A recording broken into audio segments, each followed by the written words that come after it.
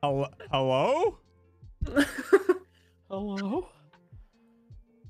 Okay, I'm still in the middle of setting this up because I'm terrible. Oh, we pretty much got it. Okay, that should be bees. There she is. Bees. It's bees. Everyone's very happy to see you.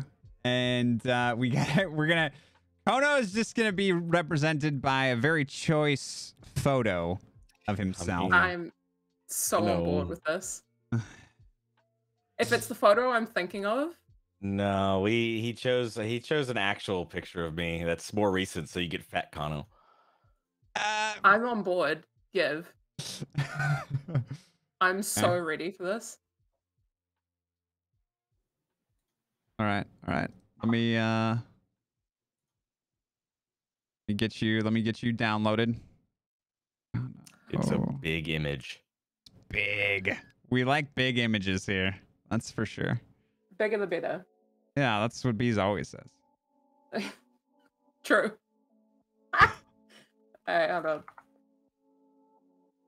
Oh my god, I love my moderators. You love your moderators? I do. That's nice. I love my moderators too, but I don't tell them my that. Moderators. You don't tell them I said that. I won't. They already put your stream in my announcements in my Discord. Oh. Well, I like that.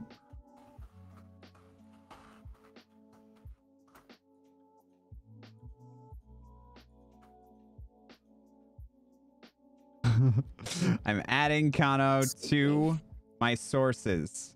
Oh Lord. Hell be fucking there yeah. forever. I still think that the best Oh oh my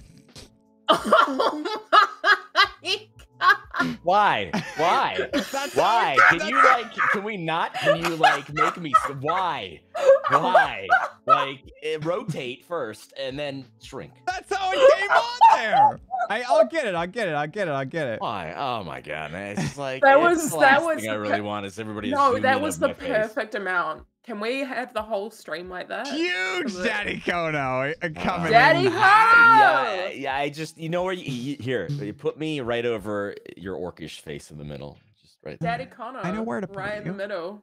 Just right there in the middle. Just right have over to there. Sandwiched between us. The way I look buff. You are buff. What do you mean? Yeah, I've got the dad bod to prove that. So yes! There's your boy right there. Hello. Look at me. That's our boy. Okay. We'll put you right here. Is that where you want to be? People?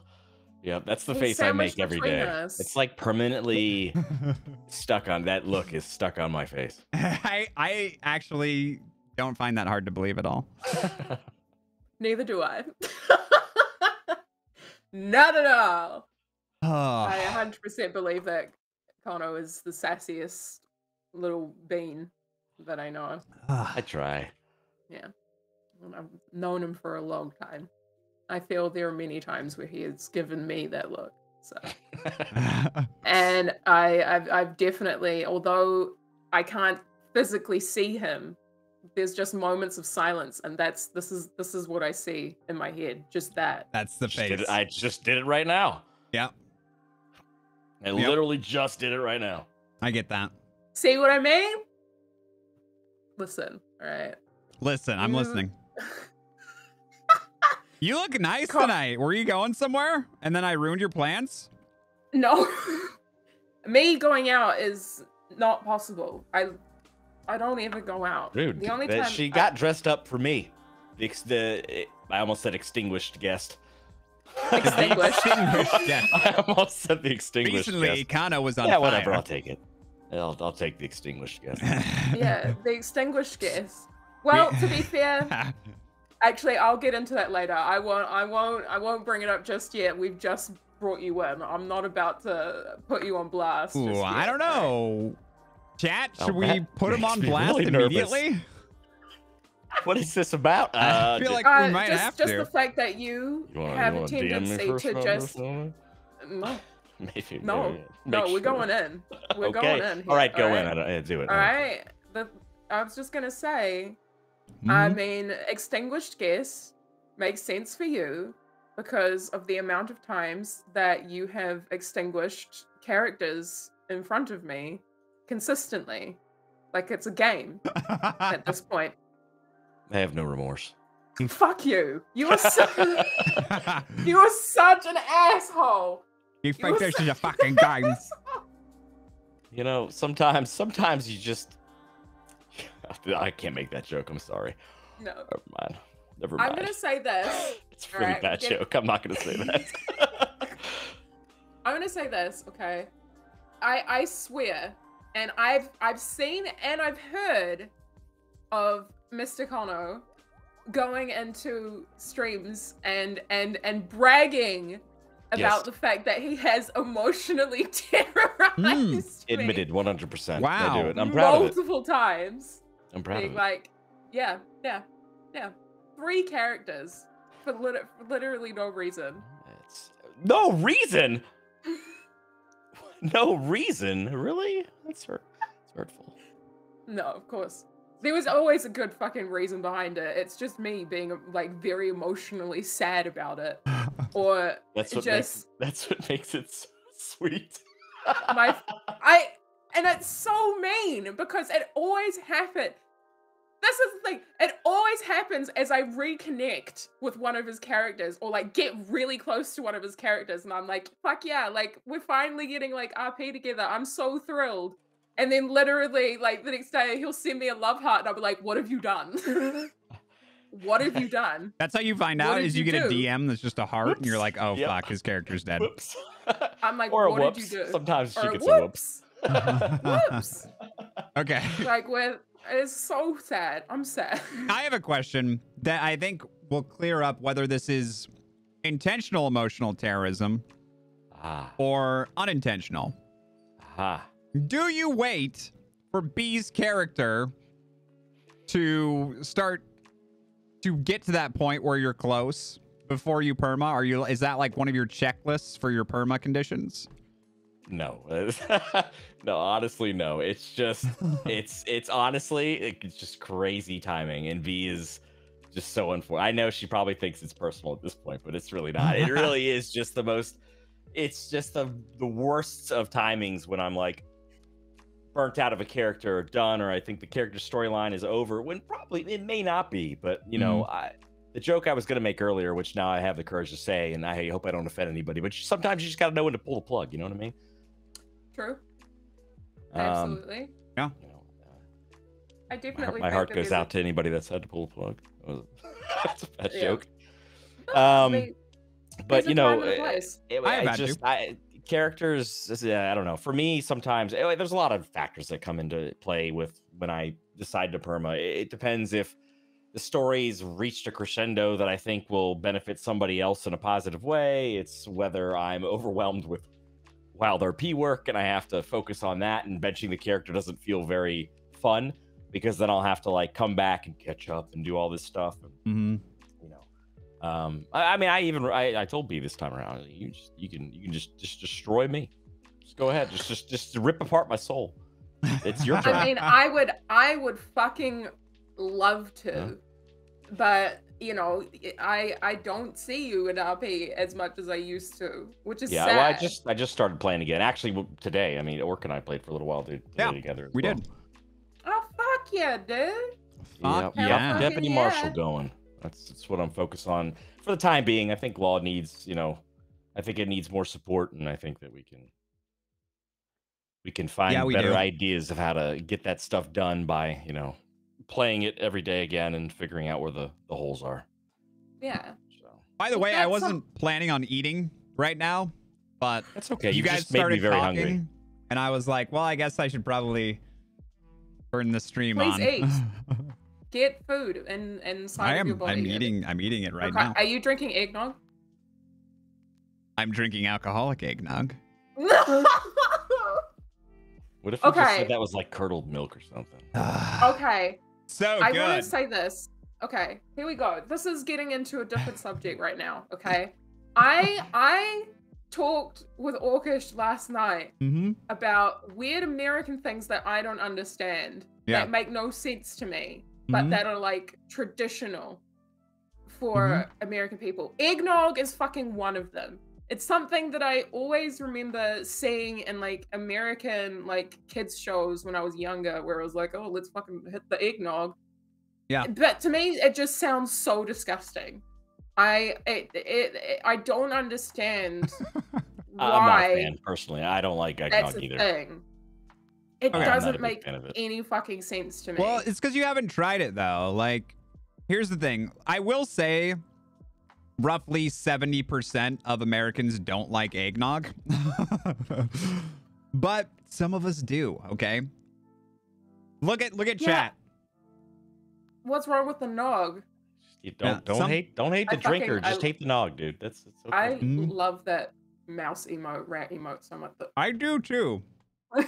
Dirk throws that in my chat all the time. It's so good.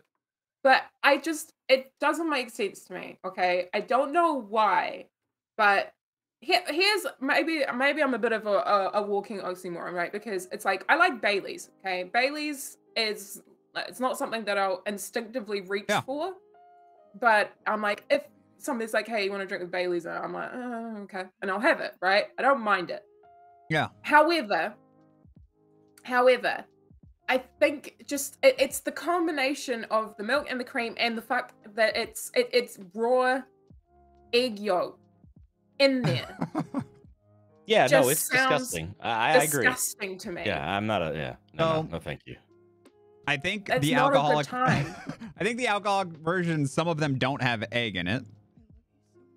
It's just milk and that's just a cream. Little more acceptable. It's just cream with the same spices. But if you get the non-alcoholic version, it's gonna have the egg. Sure. Okay. All right, that was another thing. I wrote this down. This is all stuff that I talked to Orcish about. I was like, I'm going to talk about a bunch of weird American shit that I don't understand. Pumpkin spice. It is not a thing here. It's not a thing. And it never has been a thing. And I don't understand why it's such a massive thing in America. One thing that I've never had is a pumpkin pie. Okay, I've never had. You've never had a pumpkin pie? Isn't that crazy? No, because it's not a thing here.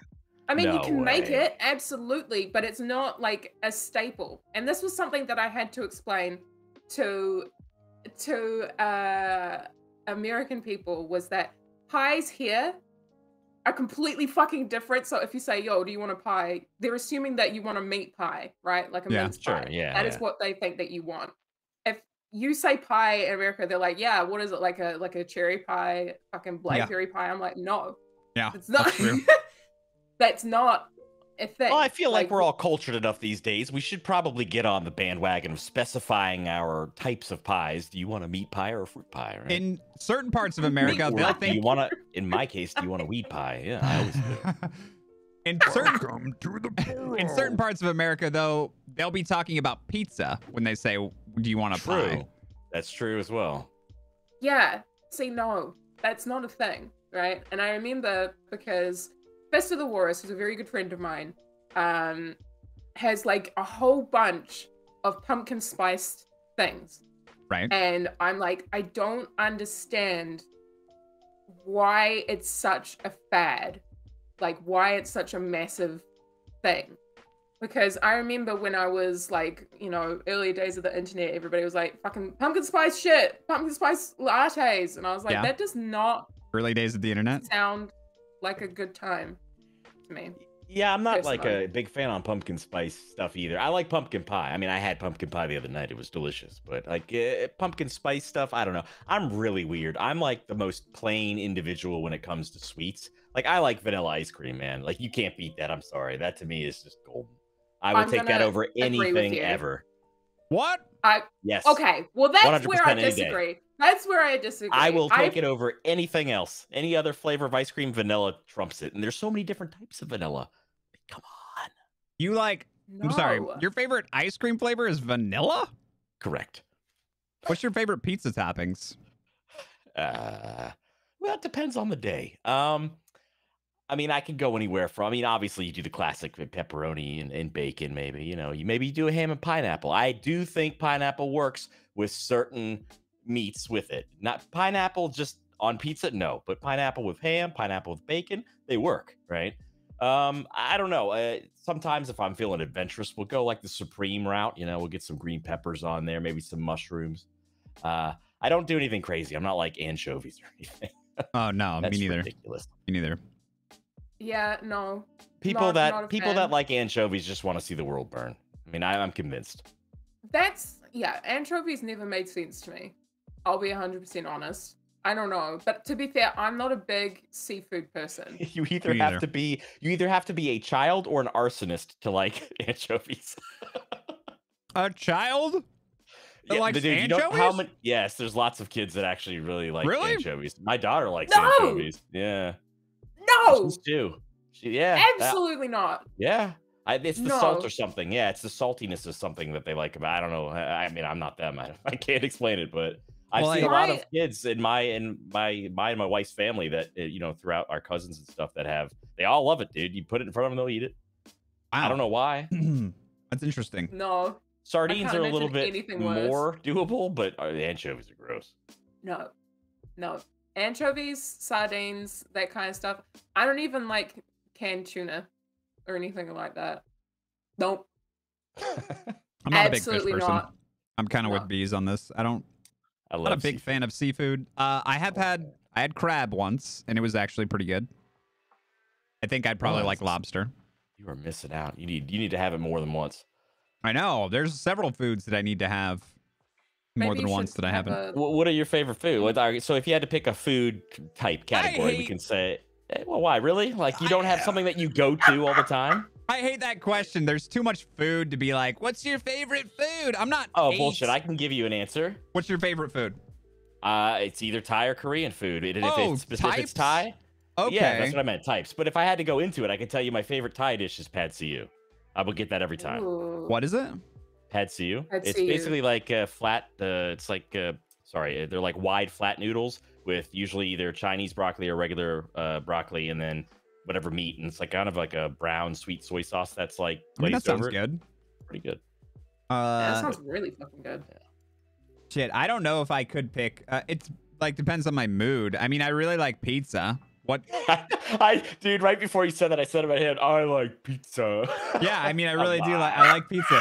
I don't get it that often. I don't eat pizza that often either, honestly. I wish I did. I literally just had a pizza and it was pretty good. Oh, I'm jealous. You got a whole pizza? Yeah. Fuck no. There was a time I had a pizza. Those were the words that you said. Yeah, I shared it with my family. Oh, okay. But I will say this. There was a time where I literally we get Sal's Pizza here, which is like, I want to say within like the last, probably Tiny Angry Woman can back me up on this, like last couple of years, 10 years, something like that. And they're huge. They're like New York style ones that you can get. And I used to be able to eat almost an entire one by myself. And now I struggle to eat like one slice of it. Is that over this past year? You said during quarantine you've stressed yourself into not eating food, which is yep so crazy to everyone else who's listening to that. But I have my problem, right, is that when I'm really happy or like in a really good, like fantastic, everything in my life is absolutely spectacular and phenomenal, I will eat just because I'm like, fuck yeah, I have money. Yeah. What do I want to spend my money on? Fucking gorgeous. I think that's actually not that terrible. No. Because some people spend their money on way worse things. Am I right? Oh, Kono? yeah. What are you implying? That's not what I meant. That's what I meant. Excuse me. I'm not talking about. Are you saying that my self-medication of marijuana is... Not at all, my friend. I used to self-medicate with marijuana. Dude, I just don't drink. I have to. Like, I can't handle I don't know what it is. It's something in my blood. I just can't handle drinking. Two things happened to me. And boy, I have stories about this shit. But I'm settling story in now. time. Oh no. I'm settling in now. You guys don't even understand the type of person I am, man. I have crazy stories from the past, but normally what ends up happening to me, that's what I mean. Like, I'm not very interesting when I'm drunk. I will do one of two things. I will pass out or I will puke. And it's sometimes in that order, sometimes not, you know? But I remember on my like 22nd birthday or something. Now, granted, this was 16 years ago. I'm old as shit. But my 22nd birthday, we were living in the middle of a city, and we had like a bar that was, you know, just, I don't know, 2 blocks down the road. So we went there for my birthday. All my friends were there, and they all tried to get me drunk within the first 30 minutes of being there. I mean, I had more liquor than I think I've ever drinking in my life. You have to understand, I'm the guy that drinks 1 beer a year. It's that bad. Like, I don't drink ever. And like, neither does most people in my family. So, you know, I'm there for 30 minutes. Everybody's having a great time. And I'm just throwing these things back because I don't realize how drunk I'm getting.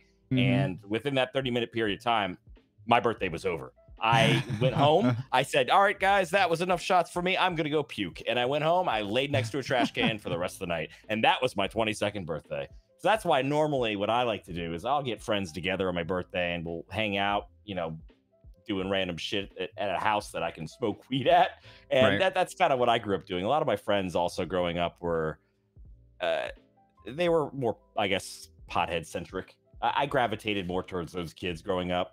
You know, it's just how I was. Even in college, I was that way.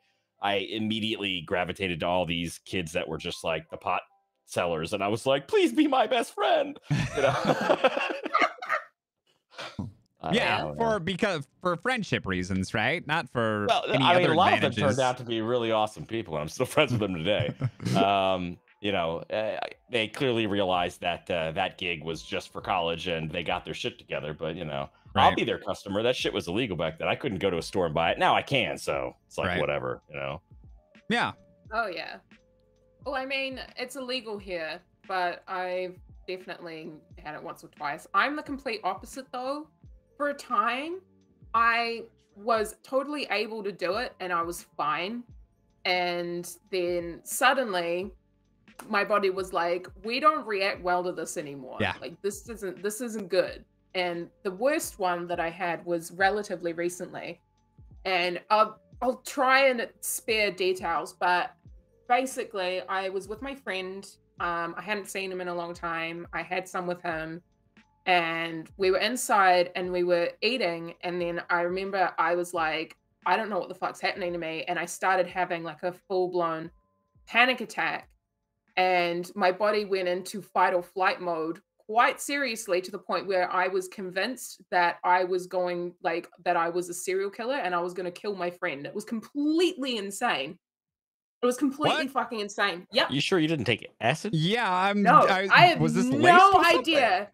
No, I have no idea. A but very unique reaction. Yeah, I literally sat there and I had a knife in my hand and I was like, I need to put this down. I'm going to do something. Hell yeah, you do. What the fuck? Bro? Yeah, so I put it down and I remember I went and sat in the thing. And because I'm a really anxious person, it becomes that thing where it's like, don't think about the thing. Don't think about the thing. Don't think about the thing. And of course you start thinking about it and you can't make it stop. And I remember I was sitting on the couch and I was just like, I was too frightened. I'm a murderer. Yeah, I was like, I'm gonna kill someone. It was completely fucking insane. And obviously I'm not gonna fucking kill anyone. But for some reason, I just was like, oh my God, this is my life and I don't know what to do. And my friend was like looking at me and he was like, are you okay? Hello, and I was like, 911? I got this. Yeah, I was like, she lives in New Zealand. I don't know if you guys can route this call, but I think she may have murdered somebody in the past. I'm just trying to give you an anonymous tip, right? Don't tell her my name. Fuck. But sorry, what? Sorry. No. I was on a phone. But I don't know what the fuck happened, but I literally was just like completely losing my mind. And prior to that even happening, there had been many instances where I'd done it and my body just started going into like a panic mode where I couldn't stop. Panic attacks are, a lot of people experience that. Yeah. Yeah. And so, but that was the worst one. And so I was like, I'm not doing that anymore. I'm good. Did you ever try, was this smoking it or was this edibles? No, this is smoking it. Okay. Because a lot of times people will do edibles and they'll eat way too much. Don't freak out. Yeah, that's happened to me a few times. Yeah. Yeah. No, I used to smoke weed a lot, actually. Yeah. Well, I mean, it's really, really commonplace. Here's the thing. I have nothing against it. It's just not for me. Like, my body goes, yeah, no, don't. This isn't good. Drinking, on the other hand, my body's like, fuck yeah. But everything else. What is your body like again? When you drink? Well, fuck yeah. Okay. Just, you know what's so sad? That anybody that knows me that is listening to this probably sitting there going, look what Kono did. Look, he made him, he turned the whole conversation into weed yet again. It's always about weed, Kono. Well, I mean, I'm drinking alcoholic about eggnog, and I'm out, by the way. I drink it all. Oh my god. Well, now I feel like I can go get a beer. Are you drinking? I can. I have gin. It's like, hold on. This is forever and ever ago when I was when I randomly was like, you want to have a chat? Bet, let's do it right fucking now. And I was absolutely shit-faced. I remember when you were shit-faced, yes. Yeah, which time? Many times. But I had, this was about half full, and this is all I have left now. That's all you have left? That's all I have left. That's like a drink. Yeah, but I have more upstairs. I have more gin upstairs. Okay. So I can realistically go and make myself a drink if I want to. Which now that I'm talking about it, I'm like, yeah. Drink sounds good. Okay, Bees is gonna go take a drink or go make a drink, and then I'll make one after. Okay, she's gonna go and make herself a drink, and then she will be back. We're done. And I'm gonna use. Look, I'll just sit here with you all and see. This is the glory of what I get to do. I just get to sit here and I'm gonna smoke a bowl with you all. Oh, you're still? I thought you were gonna go make a drink. No, I'm waiting for her to come back so that you know a host is here. I wanna. Okay, so you don't trust me with your crowd? No, here? not at all. Okay, well that's pretty Bees smart of has you. earned that trust. That's pretty smart of you. I'm not gonna lie. Yeah, you would have started. It would have been mismatchment. Immediately. Look at my face when I talk like him. It's ridiculous. Yeah, Mr. McRiggy there, coming around. Look like an idiot. Yeah, I'm so sad that Sheriff Baker died. Yeah, it's so sad. Fucking asshole, sad. It's pretty good, man. That's pretty spot on. I love Verts. He's great. He is great. He's I don't know. His character is a little too chaotic sometimes, but he plays it so well. Chaotic, big time. Yes. I think though that like I've watched some of his streams and his character's much less chaotic with his family, with his chosen family, than it is with everyone else on the server. So if you've never been a part of that inner circle, you don't really know the character that well. Yeah. And I got to know the character pretty well when I played Dougley, and it was you know, he's very played Dougley. He can be. Dude, my character was more psycho than his was, you know, like. Yeah, Dougley. We should probably talk about Dougley. Like, Dougley was so well. Like, the way he was well received, a lot of people in my chat would be like, dude, Otis and Dougley should be best friends. And I was like, yeah, we're actually quite similar. They would have been really good friends, honestly. They would have been really, really good friends. I'm sad that never happened. But those types of characters are so well received. Why do you think that is? I don't know. I don't know if it's the goofy factor. I don't know if it's the... Yeah, I don't know what it is, honestly. I mean, there's lots of different reasons for people to like different characters, you know? Right. It's I don't know. I'm not really sure how to answer that question. Yeah. It's because I like a myriad of characters. I like watching people that just play serious. I like watching people that are a little bit goofy, and I like people that like to switch it up in between. I mean, even on my character with Weaver, I still crack jokes. I mean, I can't get away from that law. What would it be called? The characterization of my law character. I can't get away from that. I mean, B will tell you she's known every single one of my law characters. Like Taylor was exactly like Baker, which is exactly like Weaver. They're like all clones of each other. Okay. It's basically just Kono in a Wild West setting being disappointed dad all the time. That's literally what it is. That's your law character. Got it. Yeah. Okay. Yeah. There were some differences between them all. Please give them a little bit of credit. I think this one is the most balanced because Baker was Banks light. He was too hard. And Taylor was too soft. And I think this one, I got it right in the middle where I think I can just gauge the scenario and figure out when I need to escalate and when I just need to be like, okay, I understand your plight, dude. You know? Yeah. So Bit of both. back to Dougley though. Someone just said justice for Peanut. Your decision as an administrator on Dougley to add paintings to his room and spawn in donkeys. Well, okay, to be fair, in my defense, the first donkey that I brought down to the ranch, I walked all the way from, what's that cabin? It's up near Big Valley. It's on the right. It's the fishing cabin. Yeah, there's a donkey that spawns there, and I got lucky. It's not always there, but I went up there. I rode up there, and then I got there, and the donkey was there, and you can't lead the donkey, the wild donkeys game, so I cheated and used a native to let myself lead it with the reins. So I walked it all the way back. It took me like an hour and a half. I did that the first time, and then after that, obviously, I just pretended I would put him in the stable and then respawn him when I log in. You know, I mean, that's fair. I think it does bring a certain amount of flavor to the server. What made you spawn the donkey into the speakeasy though? I was trying to continue to dance, and you can hit up on your keyboard, right, to go back to your previous commands in the chat window. So I hit up, and I hit up one too many times, and it spawned the donkey. And you spawned a donkey, and then he danced with me. It was great.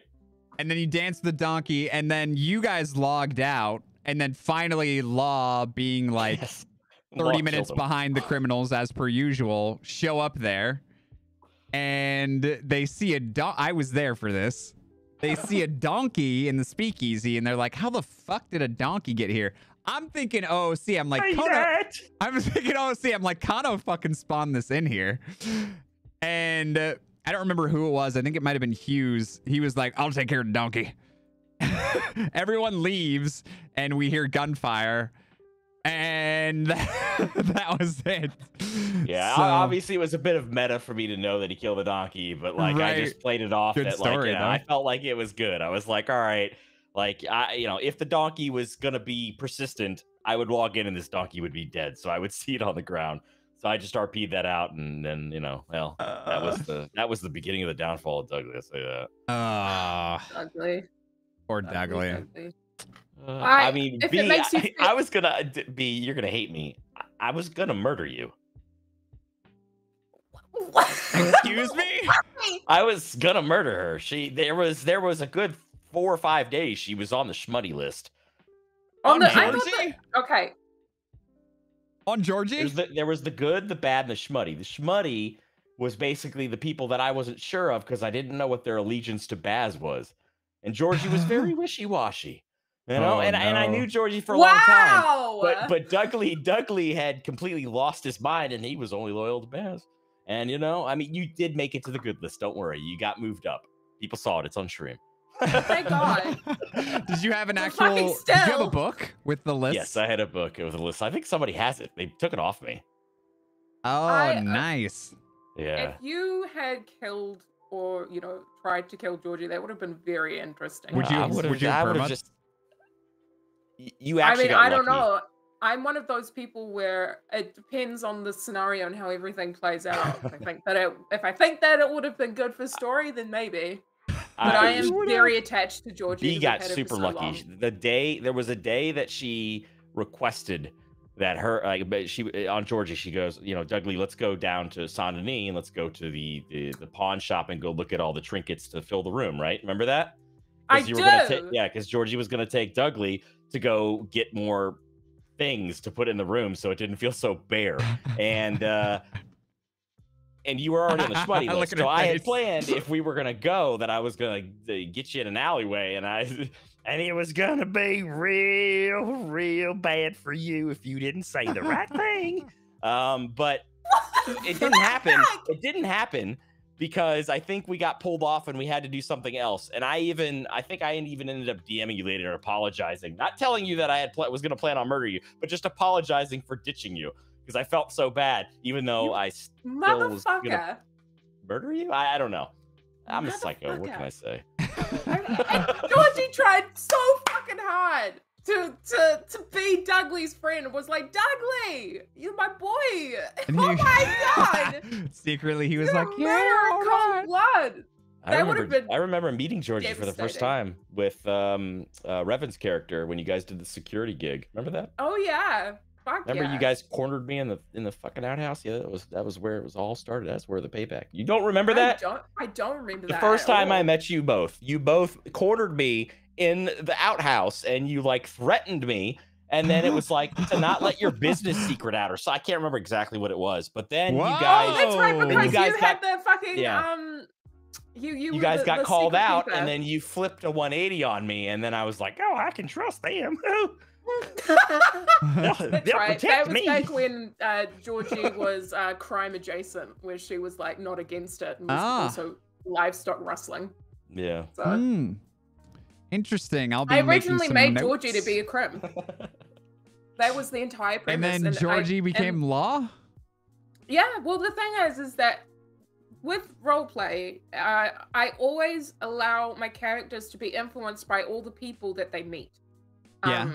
You know, I'll never like settle on, like, I'll have like a very fucking loose idea of a backstory for my characters, and then as time goes on, I will just add to it, or I will allow the people around the characters to move or change their like moral compass in certain ways. And with Georgie, it just ended up that, like, because even in the like little description box that you can write in when you first make your character, it was like Georgie was supposed to be my crim, who was supposed to be like following money and was like very much like money based. And was 100%. That box wasn't even hooked up to the database until last patch. Oh, well. So everybody writing stuff in that box, it went to nowhere. Wait. Writing stuff in what box? In the biography box of the character, the creation screen. So We figured out. AJ looked at it and goes, "Kono, you realize you never saved this data?" And I was like, "Oh well." Nobody sees it anyway. It's not used. I mean, I did say this to somebody the other day. I was like, "Does that go anywhere? Does anybody read that?" Okay, a lot of the time there are people who. Oh I have to say something about that. I do too. Okay, you go first. I talked to Jam and a couple people about this at length. And we were just talking, and one of them, I was like, yeah, I wrote a biography for Otis, but I don't remember what I wrote, and there's no way to access it, so whatever. I didn't write a biography for anyone else. And then someone was like, yeah, I've seen Jam's biography, and they're always so long and detailed and like very meticulous and like really, really good. And I've always felt guilty about that because I don't really write anything. And then we talked about, like, does anyone really see it? And they were like, yeah, I'm pretty sure the admins see it. Apparently not. Nobody sees it ever. It just disappears into the ether. Like some psychology test, you know? I'm so sad because I remember that I think it was Asai and myself where we were like deciding we want to make these characters together. What do we want to do? And so every time he and I made a new character, we started writing. We started writing messages because we thought the admins would see it, to the admins, being like, you know, writing secret messages to all of them. But now it's all gone. Wait. So In your bio, you were writing secret messages? In the bio, we were writing secret messages to the admins? To the admins, yeah. When we made new characters. Kind of, they were really nice, sweet messages. I hope they were like encouraging messages. They were really nice messages. And then every so often, you know, down the bottom, I'd put, by the way, Kono, love you, but also you suck. I'll be right back. Be entertain everyone. Oh God. Like okay. Well, I will say this. I do remember very much in the beginning, especially with Dudley and stuff, running around on Georgie with Dudley and a bunch of other people, Nora as well. And Dudley was around for so fucking long. Mm-hmm. So long. But he was so Season sweet. 1. Season 1. Yeah. I was thinking to myself the other day, there aren't many Season 1 characters left now. if any. Are there? I haven't even given that a thought. I don't even know who would be. I know that I think Kane is one. Nelson is one. Delilah is one, I think. Mm-hmm. Yeah, Delilah. Is Ortega one? Ortega's Actually, gotta be one. yeah, maybe. Honestly, Yeah.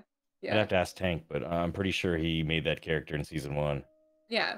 So there's a few, but not very many left now, which is fucking crazy. And the list, I know. The list on Georgie's list of grave sites to go visit is just ever expanding. It just keeps fucking going and going and going. Your name's in there 3 times. I just want you to know that. Sweet. You do the rounds. You go to let's see. You go to Blackwater by the Tree.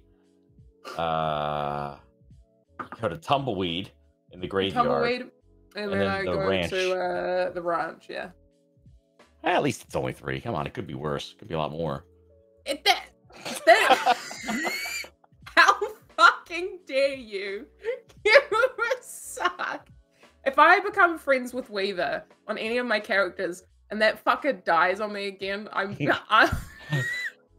don't know what I'm gonna do, but it's gonna be something. I plan on having Weaver be around for a while. I want him to eventually be an OG, you know? Mm-hmm. Somebody who's been around a long ass time. Yeah. Oh! Would Shane be one too? Shane Calhoun? Shane Calhoun's still alive. Yeah, but would he be a season 1 character or season 2? Oh.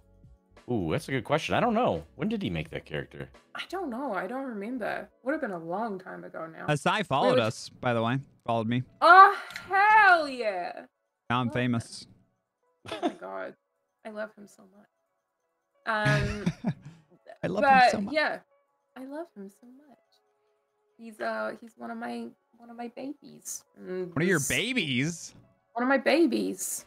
I have a lot of babies on my server, okay? On the server. They're my children. They're my people who I am just completely 100% obsessed with in character and out of character. And Matt Asai is one of them. We have an unhealthy obsession with one another. It's not okay. It's unhealthy. Okay. Hello, 911. Now she's talking about obsessions. I really think you need to. She has an earlier she was talking about being a murderer, and now she's talking about being obsessed with this dude on the internet. I don't know if you have police in New Zealand, but what do you have in New Zealand? Are they? We just have hobbits. Oh. Are they called Mounties there? You got like Canada? What? I don't know. There's some similarities. We have a very lovely police force here. Okay? They're very nice. Yeah, what Tiny Angry was said. They're very nice. Like good looking nice, or like? Yeah, like what kind of nice are we talking about? I will say this. Are they buxom lasses? No, but there was one time where somebody tried to break into my car, or it was on some street that my friend lived in, and the police were called to all the cars that had like their fucking shit nearly smashed in, and this guy turns up at my door, and he was, honest to God, one of the most attractive people I've ever seen in my entire life. Yeah. In a police uniform, and I was like, and I somehow realized that. Did you make that noise in front of him? Did you ask to hold? Did you ask to hold his gun? Or? No, they don't. Ma'am, I'm gonna have to call HR. They don't carry firearms here. Oh, they don't? Like, okay, so you asked can I hold your nightstick? They carry tasers, but that's it's very strange.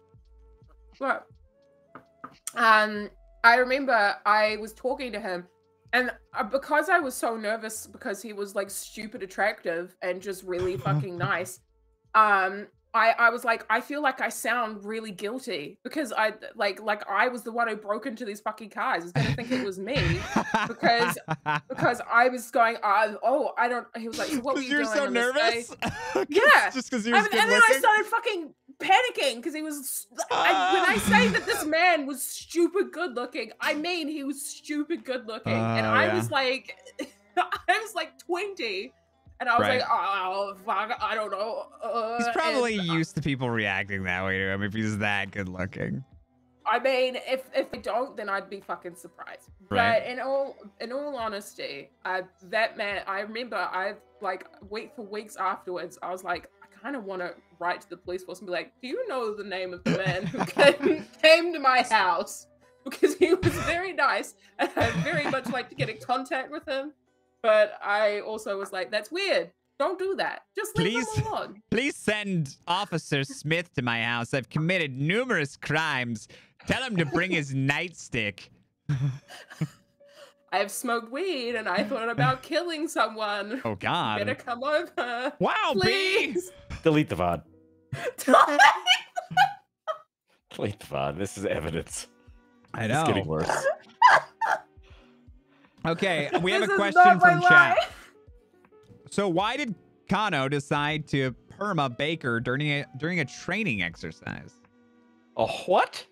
A training exercise? I wasn't there. He died during, it was actually like really random. I was trying to figure out a way out anyway, and I was either gonna there was storylines lining up that would have, he probably would have ended up perming to another character or other characters anyway, but it just so happened that like in this one day I log in and we hear gunshots in the Valentine Saloon, and I run in and I've got my gun pointed and I'm yelling like, Sheriff's Department, put your damn hands up, and everybody's fucking listening to me, and this dude is just standing there. I think it was might have been Captain Henderson, I don't know. Yeah. He's just standing there with a knife, and I'm like, put the fucking knife down now. And he's like, no. And he just stabs this dude in the neck. So I just unload 14 full bullets into him. Just like, I mean, I have never shot somebody in this game that many times. He was laughing at me. He DM'd me after he's laughing about it. But I have never shot anybody that many times. And then out of nowhere, poor Smith, Kai comes in behind me, Deputy Kai. And he's like, what's going on? And then he just goes, execute. And then he just executes my character. And he's like, I'm sorry. And I was like, you know what? He hit F? Actions have consequences. You DM'd him that? No, I didn't DM him that. But I said that in my head. I was like, you know what? Actions have consequences. Actions also, I don't know. Have consequences. People have different opinions about it. But I kind of felt like it was unique in a way. How many characters die to friendly fire? Yeah. No, not very many. You're the only one, and you did it to Kai. And I mean, I like to think that it crushed his chances at sheriff. No, I don't think it did at all. No, I don't think it did either. But it was purely a mistake, and it was, you know, things happen in the line of duty, and that's how I would want it to be explained from any side that would take it and try to take it too far. You know, it was a mistake, it was an accident. It was supposed to be a moment defining, you know, a moment in time that defines his character. Hopefully, you know, if he takes it right. Yeah. You know, I don't know. It could make him tougher. It could make him softer. It could, you know, a lot of things that you could take from that kind of a scenario. You know. Yeah. It's an opportunity to change your character, which is always really interesting and fun. Yeah. Yeah, definitely. I think the thing is as well, it's like, it wasn't instant death with Baker. It wasn't like you got friendly fired and then was like, I'm dead. Right. It was... I dragged it out. Yeah, you dragged that bitch out. You dragged that shit out. It was so bad. Going around like the day before, people being like, well, if I die, here's how I feel about things. Yep. Having final words with everyone. Oh. You don't get to, you know, and you really don't get to do that on a lot of characters either. It's kind of interesting. No. It's really awkward. It's like, I don't know. Death in RP is always so weird anyway, right? If you watch your funeral on like Twitch or something, like on somebody else's stream, like it's so weird. It's so awkward. It just feels, it feels surreal. It's like, like you're trying not to, like, cause I don't know. I detach myself pretty hard from my characters. I know we're playing a video game. You know, I've coded, I've built this video game. To me, it's a video game. I'm just here to act. I'm just here to have a great time and act with people. Yeah. I don't give a shit what happens. And like, but still, even that level of attachment, I'm still attached to the character. It's still hard to let it go. And then when you watch the funeral, you're just like, this is so awkward. Like when Taylor died, I showed up on Sam Chow to my own funeral on a different character just to be there. Genius. Just to be there and just to be in the background. Didn't say shit to anybody. People tried to talk to me and I was like, go away. What the hell wrong with you? We got a funeral. Be quiet. People hear you. Shut up. You know, but like, it was just, it's so weird to hear the things people say. And like, you know, and I'm sure it's even weirder when you have a character that's disliked by some too, right? Yeah. Where you don't get all the happy feels. You get people going up there going like, yeah, fuck this guy. I don't like him at all. He arrested me 30 times. This guy's a piece of shit. You know, it's like that has to also be like a totally different feeling of surrealism because you're just like, oh, it's like crushing in a way. It's good crushing and it's bad. I think both ways, right? Oh yeah, for sure. I mean, we talked about this on the last podcast as well about like permas and when to do them and why we do them and stuff like that. But legit, being in funerals is so surreal, very, very strange. And it's like I said in the last podcast with Sammy's funeral, where everybody was like super sad and kept calling her a little girl, even though Sammy was fucking and Sammy was killing people. Sammy was fucking and murdering and Sammy was fucking and murdering and doing all kinds of terrible shit. And everybody's like, this poor little girl, she's dead. And then it literally took Greta going up and being like, can everybody please, and this is at the fucking funeral, which I can't, to this day is still one of my favorite things that's ever happened. Going up on Wesley and being like, can everybody please stop saying that she was a little girl because we had a lot of sex. Yeah, I find that very weird that everybody always referred to her as this little girl, and then people find out that she wasn't, but it was just like this weird telephone game where it just got skewed. You know, I don't know where that started, how it started, whatever, you know, but it was because Sammy was basically adopted by Slim, and so was like Slim's daughter. Right. And then but everybody was was like, adult oh, daughter. she's a little girl. Yeah. She's a fucking full-grown 25-year-old woman who was out smashing all the time. Yeah. And like talked about the fact that she had like a fat ass and stuff. Can you give us a little bit of the voice and with fat ass in it, please? Nobody knows how to fill out overalls like me because I got the fattest ass this side of the tracks. It's thick and juicy. But yeah, it is very, very strange going to your character's own funerals. Yeah, it is I can imagine. Very surreal. Mm-hmm. We have a question in chat a little bit ago. Kono, can you ask Kono about Big L? How long has he done that? Does he monitor the server and log on when crims are sent to Siska? How long has Big L is more recent, I think. I started doing him when more people were going to Siska, so probably within the last few seasons I started playing Big L. Mm-hmm. I do try to monitor if I'm just hanging out and coding and I'm not like absorbed in something. You know, I will log in for people, or if they DM me and they're like, "Hey, we're gonna be in Siska." I know there's like even a group in there now that will be there, and so I'll log in for them, like, you know, when I have time, etc. Because it's like it does take a lot of energy to play Big L. I have to be the biggest dick in the world. He's a very sadistic motherfucker, so yeah. He's lawful, but he's just lawful evil. He just doesn't care. I was gonna say, like, I was actually talking on my stream, like, I think Big L, he's lawful evil is a very rare breed, and I don't think I've met any other lawful evils on the server, which is very strange. I think because it's hard because you can't like it's so you have to put yourself in you have to be in the right position to be able to kind of play that character out, right? Like you almost have to be in an authority position, right? Mm-hmm. Yeah. A position of power to be able to manipulate people, I guess. Exactly. And where people can't really fight back. Yeah. That's very true too. You know, I try to give people bones when I'm in there, but I also try to make it as semi-realistic as possible where I'm like, you know, like you're in prison. You know, this isn't, you know, I'm hoping you're having fun. Holiday? I'm hoping you're having fun out of character, but your character, I'm hoping that they're not having fun, you know? I'm hoping that they're like because I even had Nelson in there. Spoiler alert, like, Nelson obviously was in there for anyone who doesn't know. She got arrested for her crimes and got sent in there. And Big L has a high distaste when lawmen come through his door. I mean, that is like the worst. That is the grossest thing that could ever come through his door is a lawman. And I let her know it. I messed with her. I probably messed with her harder than I've messed with anybody on the server. I actually felt really bad. Did you shave her head and give her the nickname the Thumb? I did something that's no, that's pretty bad. I agree, but I did something a little bit more manipulative.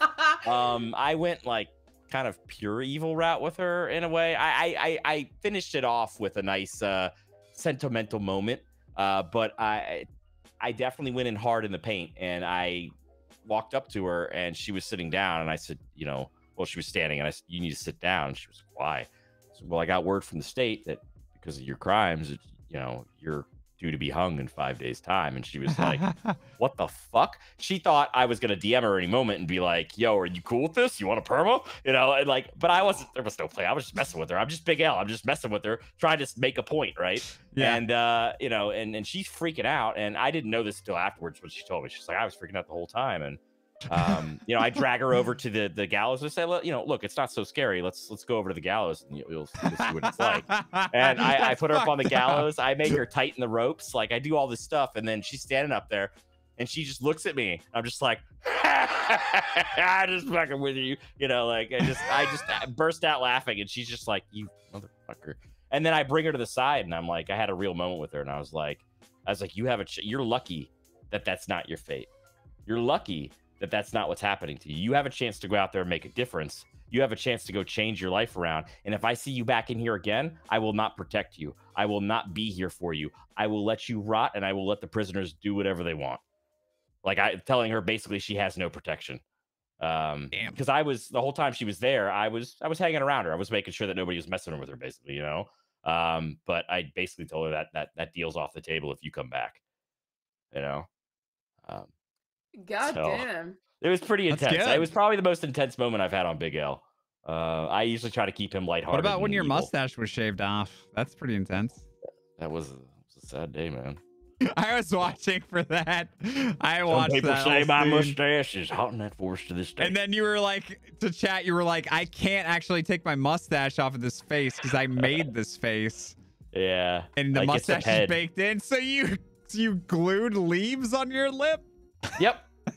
We improvised, overcome and adapt. No, yeah, I don't know. It just seemed right. I was like, well, I mean, if he's gonna have something on his face, either I get a caterpillar off the ground or a leaf or something, and just paste it to his face, Excuse me, I love that. You seen any mustache hairs around here? Just asking locals. Yeah, I mean, it's been time now, so it's his. I've RP'd that his mustache has grown back out, but right. If Speedy ever comes through those doors, he's Wait, you haven't seen Speedy? Because he got caught for that. He didn't go to Cisco? I don't know if he went to Cisco or not. If he did, I was not around. I was probably doing my hiatus. Ooh, he got lucky. Oh, yeah. Shit. I would have messed with Speedy so hard. And Goose is great. He would have gone along with it. He got his he got his fun out of it. You know what I mean? Yeah. I can't believe he did that. Oh, I can't believe you didn't have your shotgun marked. Yeah, well, that's what happens when you spawn them in. You know what I mean? Yeah. I would. Big L's, everything for Big L is spawned in. It's like when we open the guard duty up to basically to LEOs to be able to make guards. In the next patch, you'll be able to do that. Oh, really? And yeah. I'm gonna make an asshole. You can sign on duty. You can basically sign on duty as a guard and choose a ped. The problem is there's no female guard peds, so we may either have to come up with a uniform that you get put in or something. I don't know, and use a ped model for it. But you can sign in on duty to be a guard, and then you can do the same things. And the weapon will be there, just like the LEOs get, right? Okay. But I don't have access to a cabinet there, so I just got to spawn shit for myself. And you can't reload as the ped. So I have to throw my guns away when they're run out of bullets. Oh, really? Yeah, I can't reload. So every time I run out of bullets, I have to throw the gun down on the ground and spawn a new one. I don't shoot the gun often, so it doesn't happen. But yeah. Oh shit! Wait, well, that's crazy. You carry around? Don't you carry around a bolt action? Normally, yes. That so night I shoot once and you throw it on the ground. That's 5 bullets in it. Oh, bolt action is 5 shots. Okay, I didn't know that. I've never shot a bolt action before. Yeah, I only carried around the pump shotgun on Halloween night as kind of like a, Please rob me.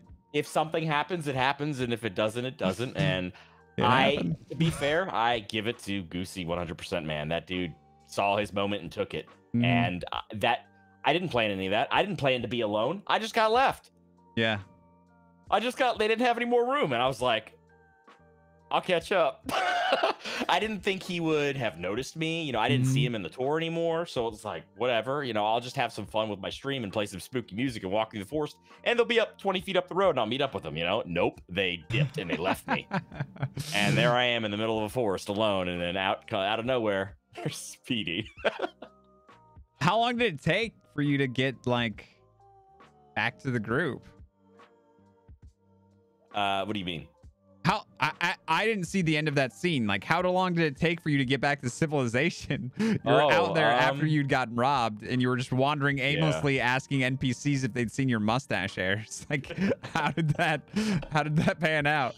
I mean, it took a while. I think I streamed that for another. I ended up at Onsburg. I met up with O'Malley, and he took the worst statement of all time.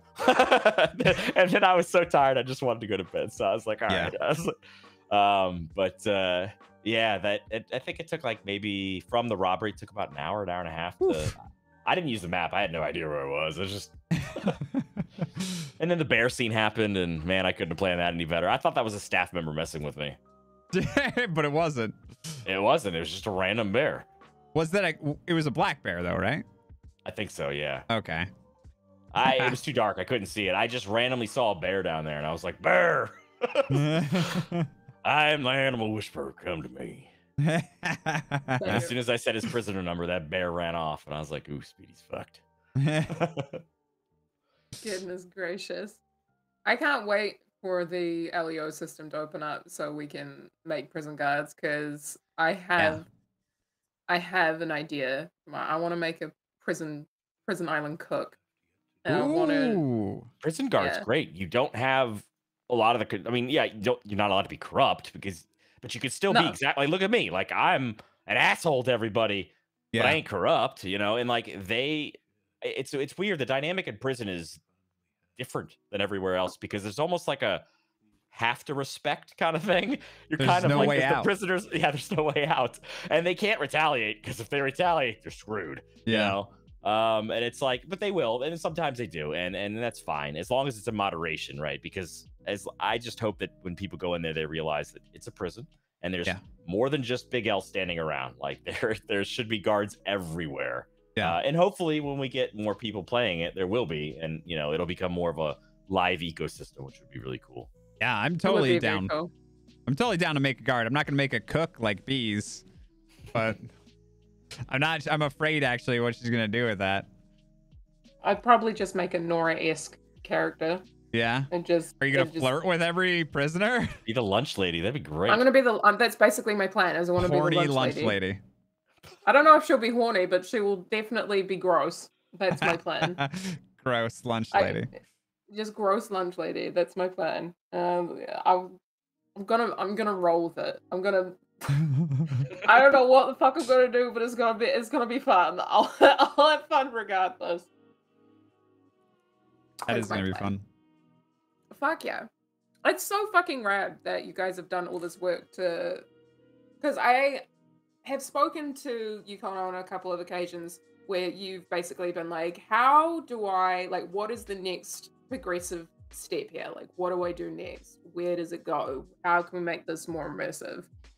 And you just, I'm gushing now. You and all the... Continue. You and all the devs and the staff and everybody just put in stupid amount of hours and work into that place to make it feel real and alive, and you have made a place that is fucking incredible, and just hats off to you. Kudos. Well, thank you. We do it all for you guys because it's it is, we get it's like Christmas, right? Well, maybe for some people. I like to give gifts at Christmas. I like to watch other people open presents, right? I like to see the happiness or whatever the joy they get from it or use it or something. It's the same thing with programming for me. Like, I just like to see people use my stuff. Like, I love the satisfaction that I get out of people, utilizing the things that we build. And, I even get that in my daily job that I code for. It's when a lot of people use your system and it's good and there's not a lot of complaints, you feel pretty good about it, and if people, especially like this in a game world, when people are immersed in it, they're addicted to it, you kind of have this weird sense of accomplishment. It's like, not that I want to make anybody addicted to anything, but it is kind of a weird, what's the term for it? Like a satisfaction, right? I guess you get from it to know that people like it enough to play here every day. You know what I mean? Yeah, for sure. Absolutely. And I was just going to point out what Oso said. It was incredibly satisfying watching people become degenerate gamblers a few patches ago. Yes, it was. Yeah, Yes, that's was. really cool. Yeah, which was crazy. Even like Fist came back just to play fucking poker. Yeah. That was a big patch. Mm-hmm. I think we're still the only ones that have that. They have all the gambling stuff. I don't think anybody else has it. At least in the form that we have it in, like the in-world kind of play and have everything spawn and Well, that's because you pretty much had to rewrite the whole thing, right? Oh, I wrote, yeah. I mean, every single one of our gambling stuff is all from scratch. It just uses base engine features to recreate what Rockstar did on a network level. Yeah. So basically, Kono's not using base shit. He basically built all the gambling from the ground up. Yeah, Krad's built. I mean, with roulette and craps is even crazier because he had no reference. I had RDO to go off of for the UI, for the way the game worked, the animations, right? Like I just went and played RDO Poker Online and Blackjack and looked at it and tried to emulate what they were doing and just recreate it. Krad's had inspiration from scratch. Krad's and Oso, Oso did the artwork for it, just all from scratch. So they just pulled that out of their butts, which is even more amazing to me. Yeah, pulling things out of your butt is always quite amazing. Oh my god, that came out of your butt? Incredible. Can you do it again? I don't know. They might.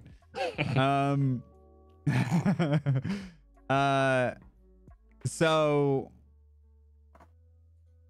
I actually was not on the server when gambling came out, but and the server wasn't super popular then either. I had already been approved, and I actually got a DM from hold on, I gotta remember names now. From another admin. Stage DM'd me.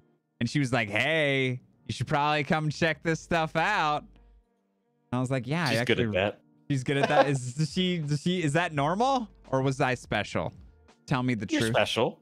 But I mean, like the thing is that there's clearly, like, we all know people that play and have RP'd with in the past, and right, you're a good RPer, right? So she's like, yo, like, you're good, come play with us here because we've got other good players and you would fit in. And it's like, and so we do that, we recognize people that either we know or even if we don't know, we've seen other places, and if they're good and they have that kind of thing, of course we'd seek them out, right? I mean, to be fair with you, the goal is to be the best Red Dead 2 RP server, and I want our DR2 RP to pop off. Yeah. And I want all of you all that have, the viewers you have now to skyrocket even more and be super successful and be successful with us. I mean, unless I stream, I'm not going to be successful. I don't make money off this stuff. So it's like, I just do it for the love of it and the passion. And again, to watch you guys grow and to watch the content you create. And, I know people love to watch me stream stuff, but I'm really weird with streaming. Like, I get burnt out super quick. I get like self-conscious. I feel like stop nodding so much. I have to talk all the time, and it's like I can already talk all the time. You guys see that right now, but like it's just, I don't know. Sometimes I just want to sit here and just hit a nasty fat bowl to the head and not talk for an hour in code, and that is not very interesting to watch. Maybe some people would love it, but not everybody. You know what I mean?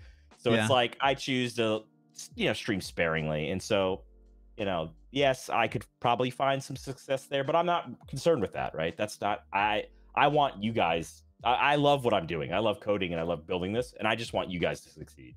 That's really what I want. I mean, honestly, I would be happy if you guys all fucking blew up because of this and forgot me in a year. I'd be like, I did it. Daddy's proud. Don't Daddy forget me, Kono. Don't say it, Daddy? B. Daddy? No, okay. Well, I mean, I'll say this just because I feel like it's already heading in that direction anyway. There are multiple people who I know who have reached out to me and been like, hey, I've seen XYZ playing on Wild. I know you play there. Would you recommend it? And I'm always like, yes, 100%. And there are lots of people who I know who have played for a little while and just had a fucking blast. Yeah. And I said this a while ago, but I personally, my own story with Wild is that it was the first RP server that I ever really got into, and it's where I learned how to roleplay. And what a fucking incredible community to fucking learn on. Like 100%. 100 per fucking cent. 100 per fucking cent. I don't think in terms of a beginning RP journey could have picked anywhere else better to have roleplayed on. Just because I feel like, I'm just really proud of Wild itself, because I feel like I've kind of grown with it, because, it started off, and I think about the way it was when we first started and where it is now.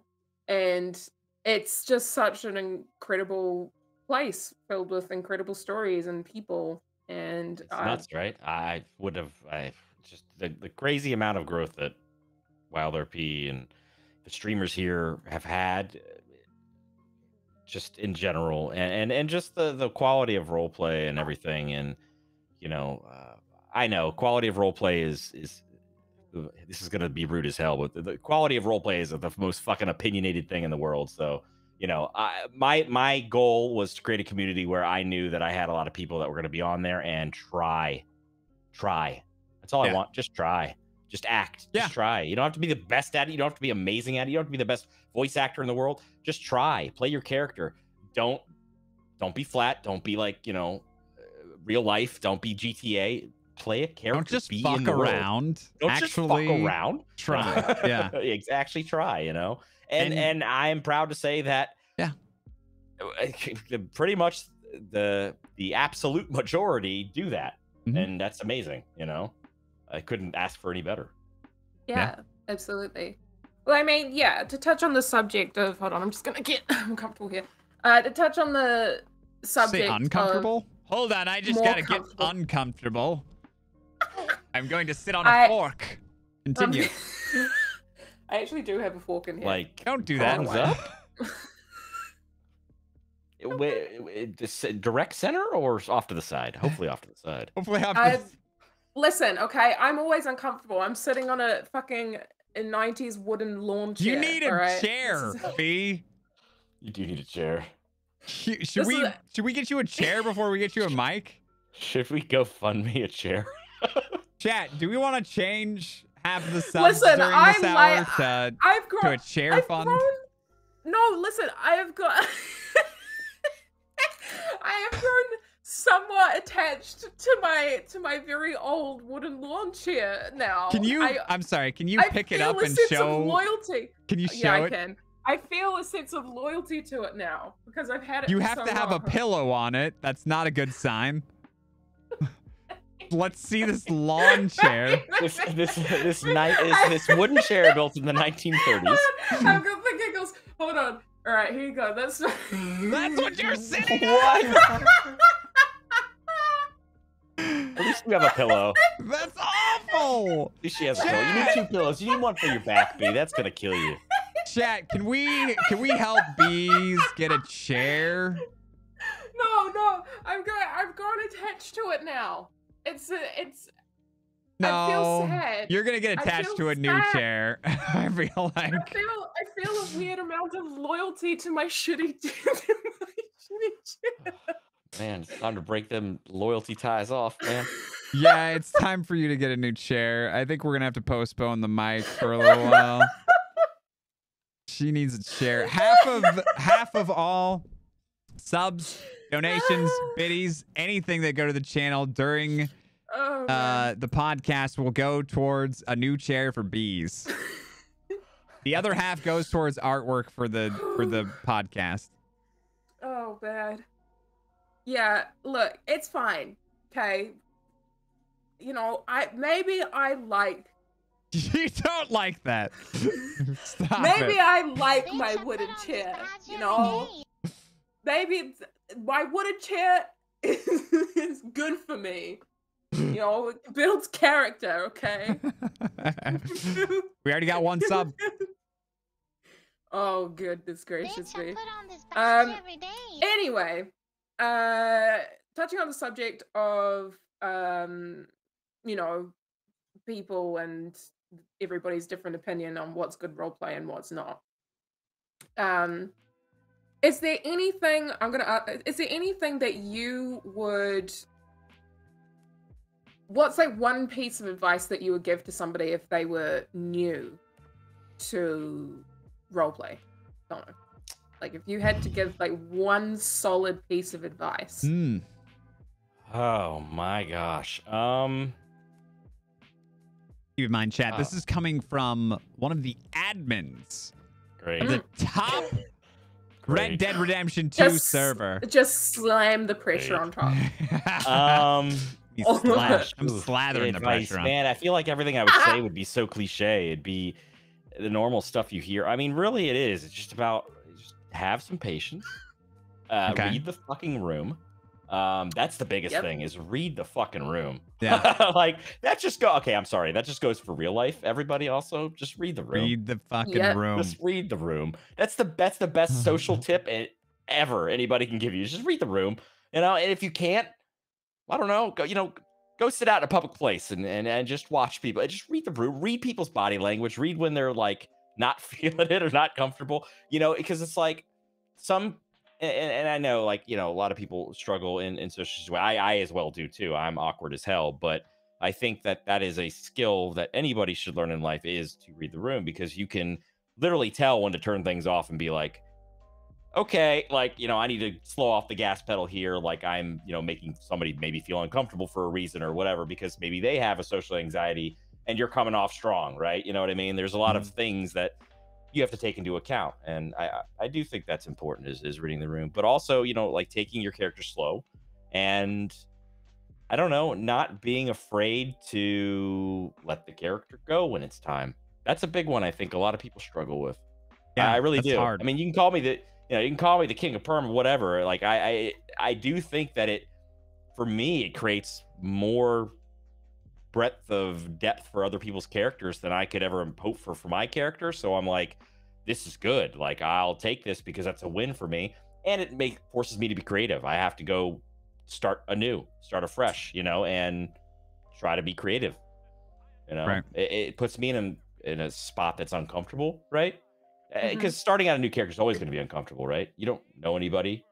You know, it's different when I guess maybe you know people on the server and then you play a new character, but for even people that come on the server that are brand new, it is awkward because you're basically, I don't know, think of it like high school. You're coming in, you're meeting all these people, you're just like, hey guys, like I want to shoot people too. Can we be friends? You know,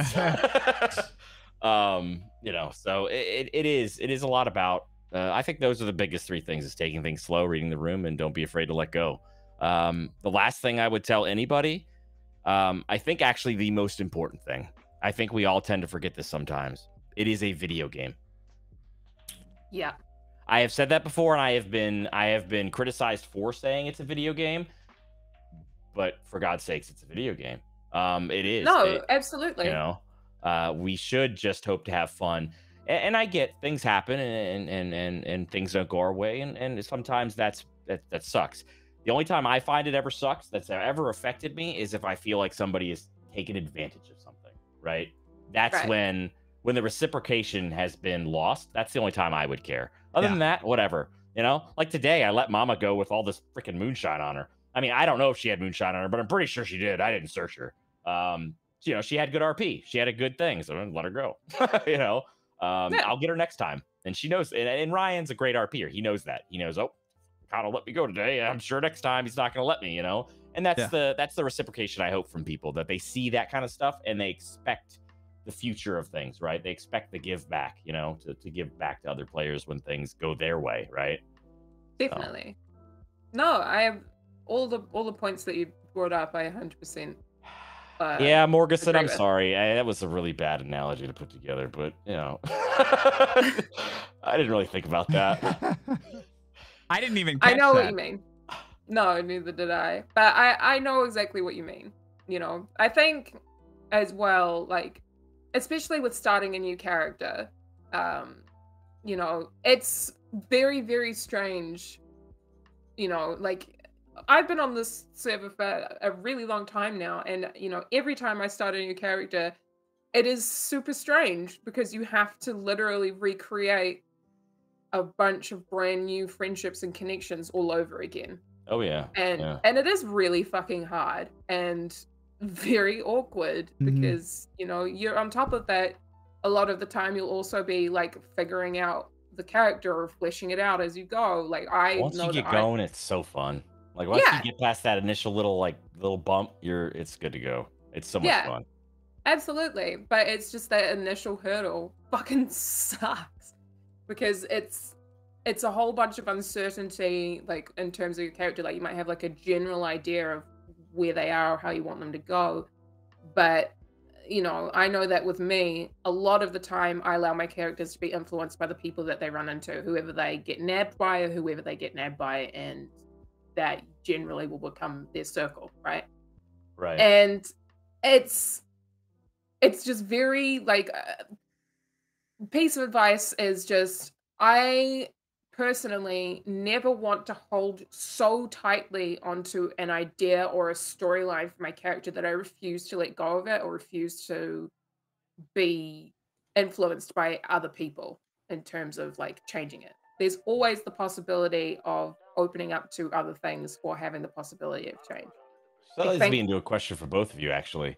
What do you prefer to do when you make a new character? Do you like to think of their backstory, flesh it out, or are you more in the moment somebody asks you a question, you just go, bam, make it up and then remember it? We talked about this last night. I know B's answer already. You go first then. I've done both and I like both. But I mean, you can never, I'll say this, you can never flesh out someone's backstory entirely before you start playing them. So there's going to be things that you can make up as you go. I'll say when I was newer to RP, it was more of the second one where I was like, I know I had this character called Argus he was a dwarven blacksmith.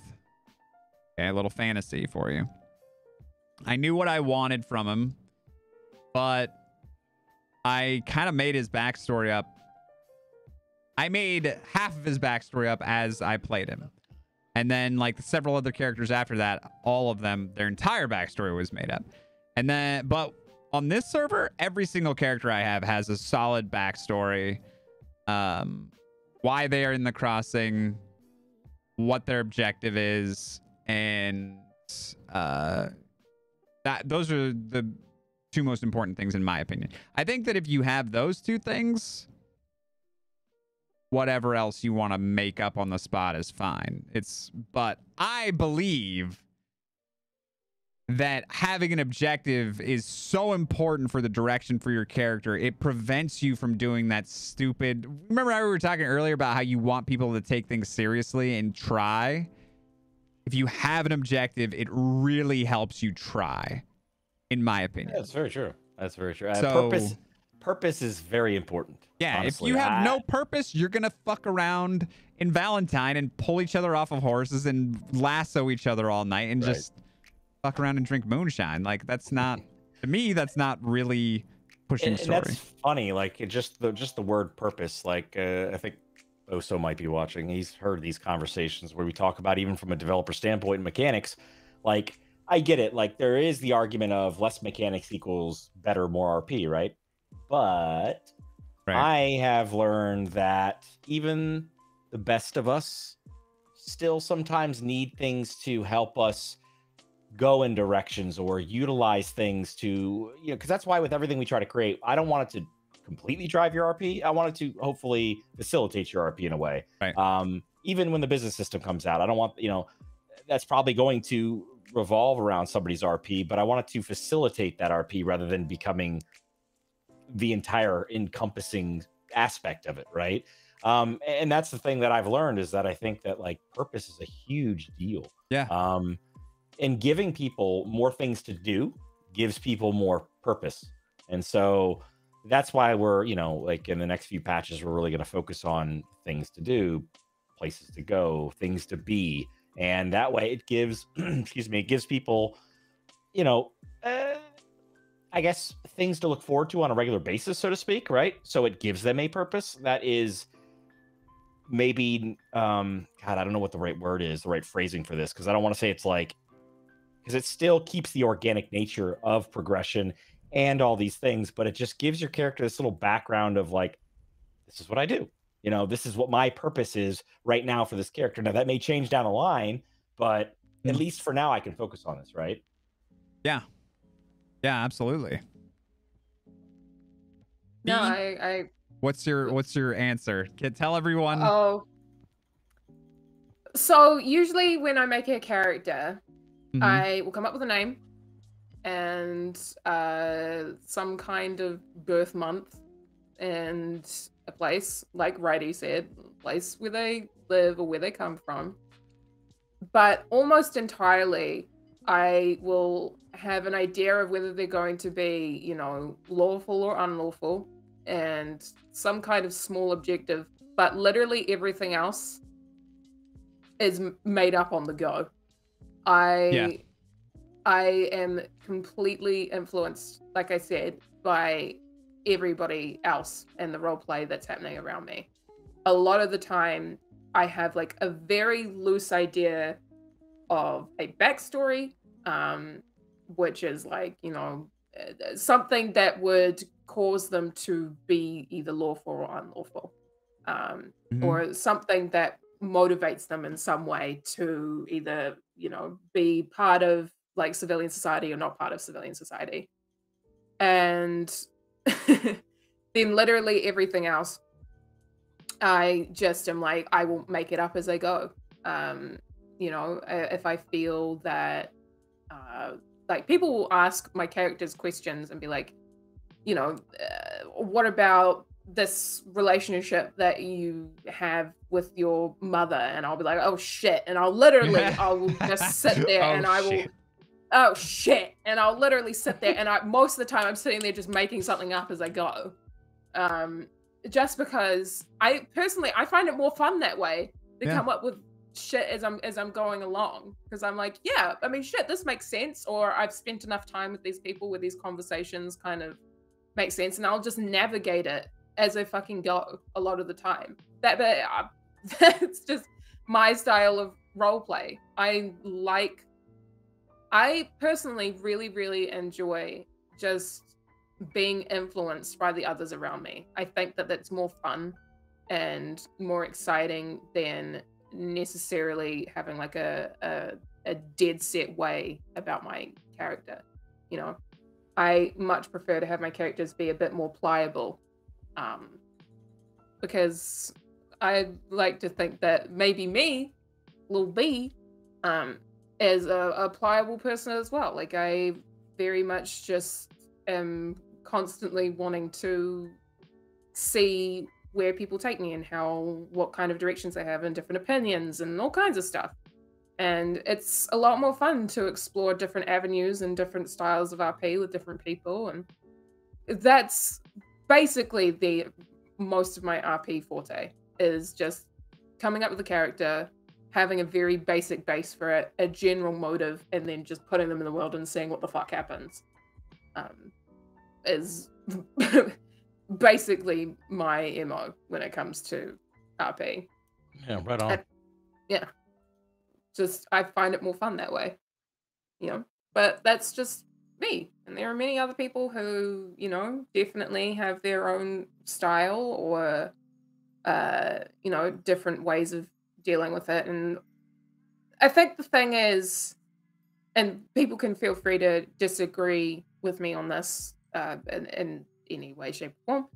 Um, RP is, it's always fucking unique. Like, there's no one person that will always, like, every single person will bring some kind of different role play style or experience to every single interaction that you have.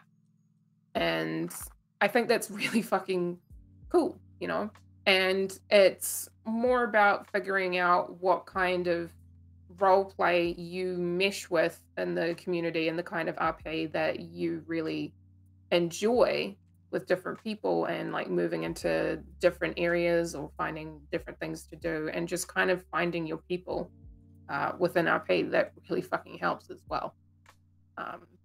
You know, like I've definitely met some really fucking awesome role players, especially in Wild, who have a completely different idea of how RP works, or how they decide to make a character, or you know, how they decide to move forward with character development and stuff that will be completely different to my ideal. But I think it's just figuring out where the middle line is and just navigating it with everybody else around you, and just, you know, being accepting and caring, and, you know, being open to anything and everything. At least give it a go. Yeah. You know, give everything a go at least once, and if it doesn't work for you, it doesn't work for you. And just, you know, figure it out as you go. Oh, yes. Yeah. That's what I do. I mean, I literally just, this is probably the only care. I mean, I'll usually maybe say, okay, like, where do they come from? And I'll be like, what's their personality? And that's pretty much it. I'll just, you know, if I get into a conversation with somebody, I'll make up a story, like, you know, and if it involves somebody else, like right now, my character, you know, I have an agreement with Tank that our two deputy marshals used to work together in the Fugitive Recovery Division for the United States, you know, Marshal's Office. Yeah. And, you know, so I have to tell stories about Ortega, but I don't tell anything that's like gonna shape his story. It's just bullshit. Like, yo, we used to do this back out in the fields. We used to chase people. You know, it's just interesting fluff, right? Right. But like if it is with my character, yeah, I'll go in and just somebody will talk to me and I'll just make it up. I'll just start talking and just be like, yeah, so when I was 18, my pa came to me and said, you know, it's just like, you just whatever. You just, I don't know. I think of old movies I've watched, or, you know, random crap my dad's probably told me. You know, Well, funny enough, I mean, actually found out my dad's dad was born in 1856. Your grandpa? 1856. Yeah, because my dad is almost 80 now. I think he was right around 1900s. He was right before the 1900s era. So I actually, he told me that the other day, and I was kind of shocked. I was like, wow. I was like, I didn't even realize he was like, he's been gone for a while, but I didn't realize he was born like during the era of like, because I was telling my dad about the stuff that I do, and he has no idea what the hell this shit is. And it's just like, and I was like, I can't believe he was like around during this period of time. Your grandpa visited Valentine, probably. Yeah, right. Very crazy. Wow. Well, there was something that weirded me out, was that I didn't realize that a lot of the towns and stuff that exist in Red Dead were actual towns that actually exist. Oh, I was just making that up. Is that true? Yeah. Oh. There was a town of Valentine. I watched a YouTube video on it forever ago, but there was literally a town of Valentine that existed out in the West, and they based it on. And it was just like, one street filled with shit. That was. I don't know, but they made it like as historically accurate as they Yeah. On a could. mountainside somewhere. It's like Yeah. poop and I dirt. think the Schmuddy roads. Schmidt. That's Muddy roads. That's another thing. I don't know if Kono's ever told you, but he has an incredible singing voice, and I'm not just saying that. Oh. He do. Can we get a song, please? No. What? Hell no. Hell no. You think I'm crazy? Okay. No, I've been very lucky to hear him sing on a couple of occasions. I have to either be like super in the mood in RP to do it, or I have to be like recording something. Like I've recorded Schmutty Roads in Douglas voice. It's basically it's basically Country Roads, but it's all about season 1 characters and about how the secrets that I kept through it and all this crazy stuff. And then I did a recent song for Vert for Chokimon. I did that with Righty. Righty did a version of it, and then I got inspired and I did the first verse on Douglas. Fuck yeah. That's what happens when I get bored. I'll be right back. Keep going, Bass. Yeah. You got this. Oh my god. No, I legit. Hold on. 1 second. Hold on 1 second. What is Oso saying here? Forget about the singing. The best was hearing Kono and AJ play guitar in the middle of the night. Excuse me? What's this? Excuse me? Pardon? That happened? That's a thing? Yeah. I didn't know that you played fucking guitar. I mean, I've played since I was 16. I haven't really kept up with it in the last like 5 years, so I'm pretty rusty most of the time. But I mean, I can still play stuff. I mostly play the ukulele. That's really what I like to play. I'm so unbelievably fucking jealous. And tiny guitars are hilarious. Tiny guitars are hilarious. Here's the thing. I was so stupid and lazy when I was a teenager / child. And, you know, my parents signed me up for piano lessons and guitar lessons. Here's the story for you. So I was signed up for guitar lessons when I was 12, right? And I remember they'd was the Lewis Edie School of Music, right? And they would come, they'd have a tutor, and they would teach you how to play guitar after school, right?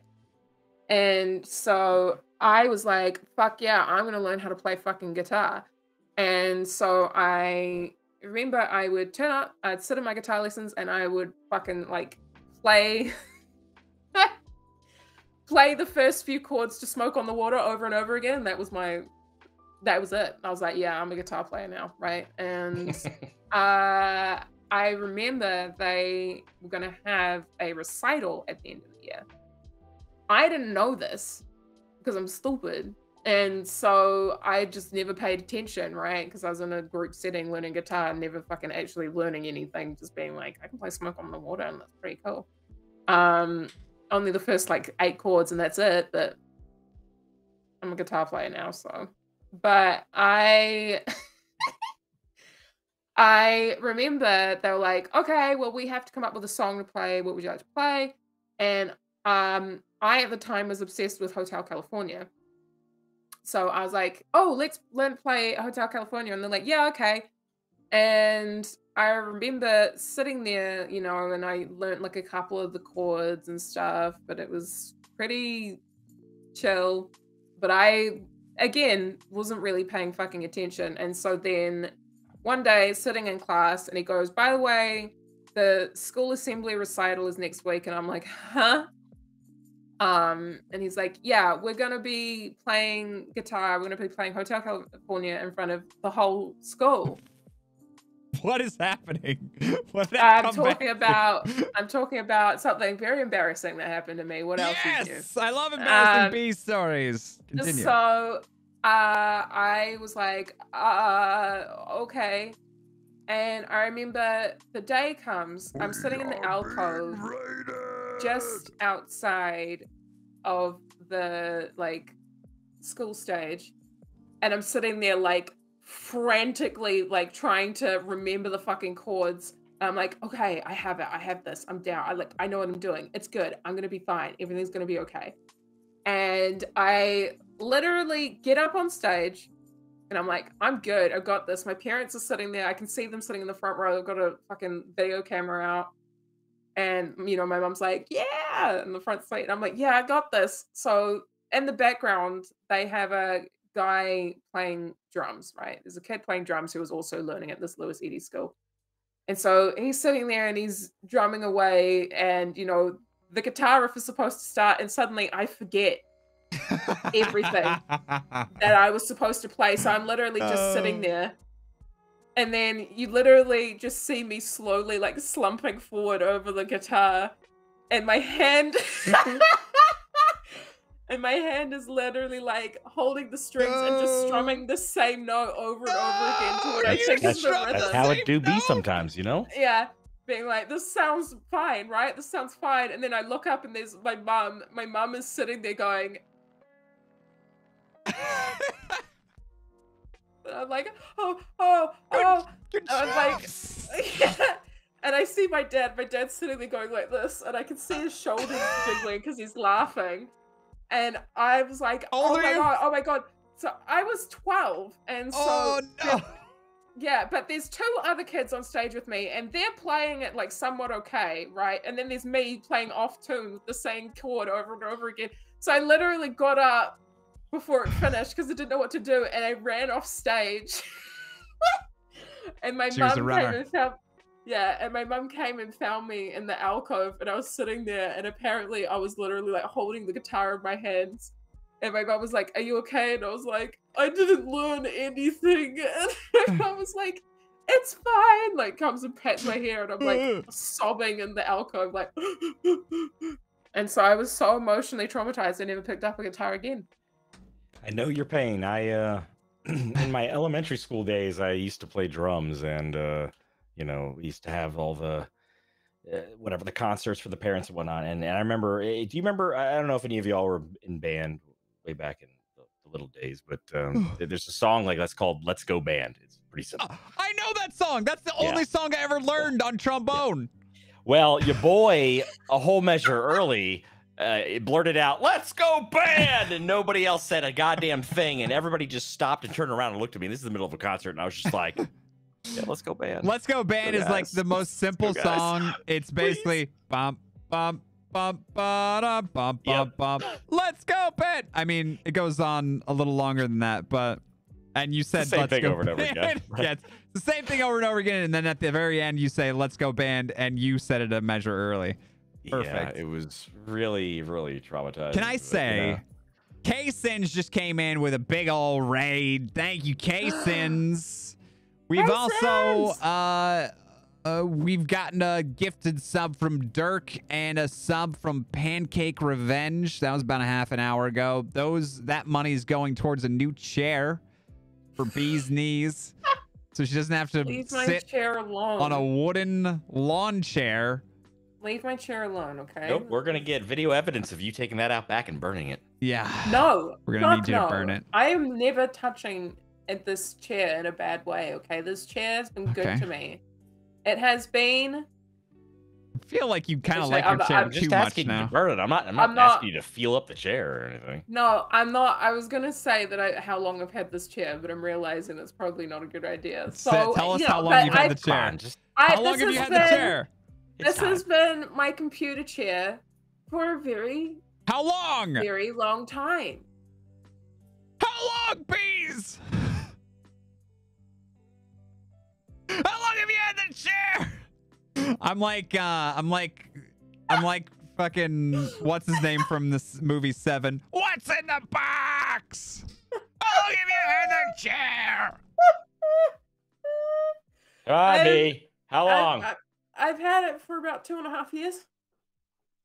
Oh, it's not that long. I thought you were gonna say like I've had it for 20 years.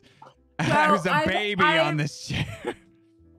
This chair has been around since infancy for me, but it's been my computer chair for 2.5. So that chair is older than you. Oh yeah, this chair is way older. That's like a 30-year-old chair, and you've been sitting on it for 2 years. Yeah. And before you had the pillow, your butt had weird line marks on it. Yeah, but you know that's. Okay, I want to show the chair again because a bunch of people joined. They don't know the chair. The chair is fine. It's okay, Jimmy James. I'll admit that I paid. Put chair on head or pre-recorded, B. Proof that this is a live broadcast. Put the chair on your head. Give the people what they want. I admit, Jimmy James, that this chair costs more than it was worth, but it's comfortable. It's a nice chair. B is sitting on... Show them what you're sitting on. No? Go ahead and show the people what they've won. It's a brand new folding wooden chair from 1924. It's a brand new lawn chair from 1986. Look at what she's sitting on, Chad. Listen, okay. All right, half of the money from all subs, bits, and donations goes towards a new chair for B. Please help her. Please help her. Where do your arms go? They rest on my computer. Her arms don't go anywhere. She holds them out like this. I just sat like this. It's not that big of a deal. She just crosses her arms awkwardly. This is why she's so good. This is why she's so good at crying, RP. Because she's uncomfortable. She's uncomfortable all day. Yeah, she just takes the pillow off. She just takes the pillow off and immediately starts crying. Oh no! Listen, okay, it's fine. You know, the chair it's been good to me. Okay, I don't want to say mean things about my chair. It's been good to me for 2.5 years. You don't have to say mean things about it. You just have to burn it. You don't have to burn it. You can just.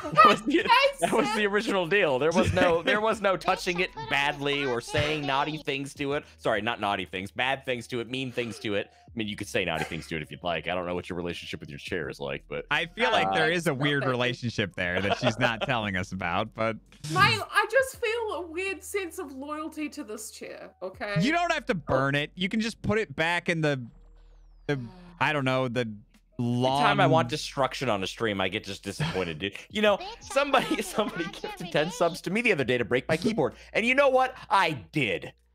It wasn't the keyboard I was using, but I broke a keyboard. You broke a keyboard. What the fuck? I've been asking Johnny to break a keyboard for like 2 years, and he won't do it.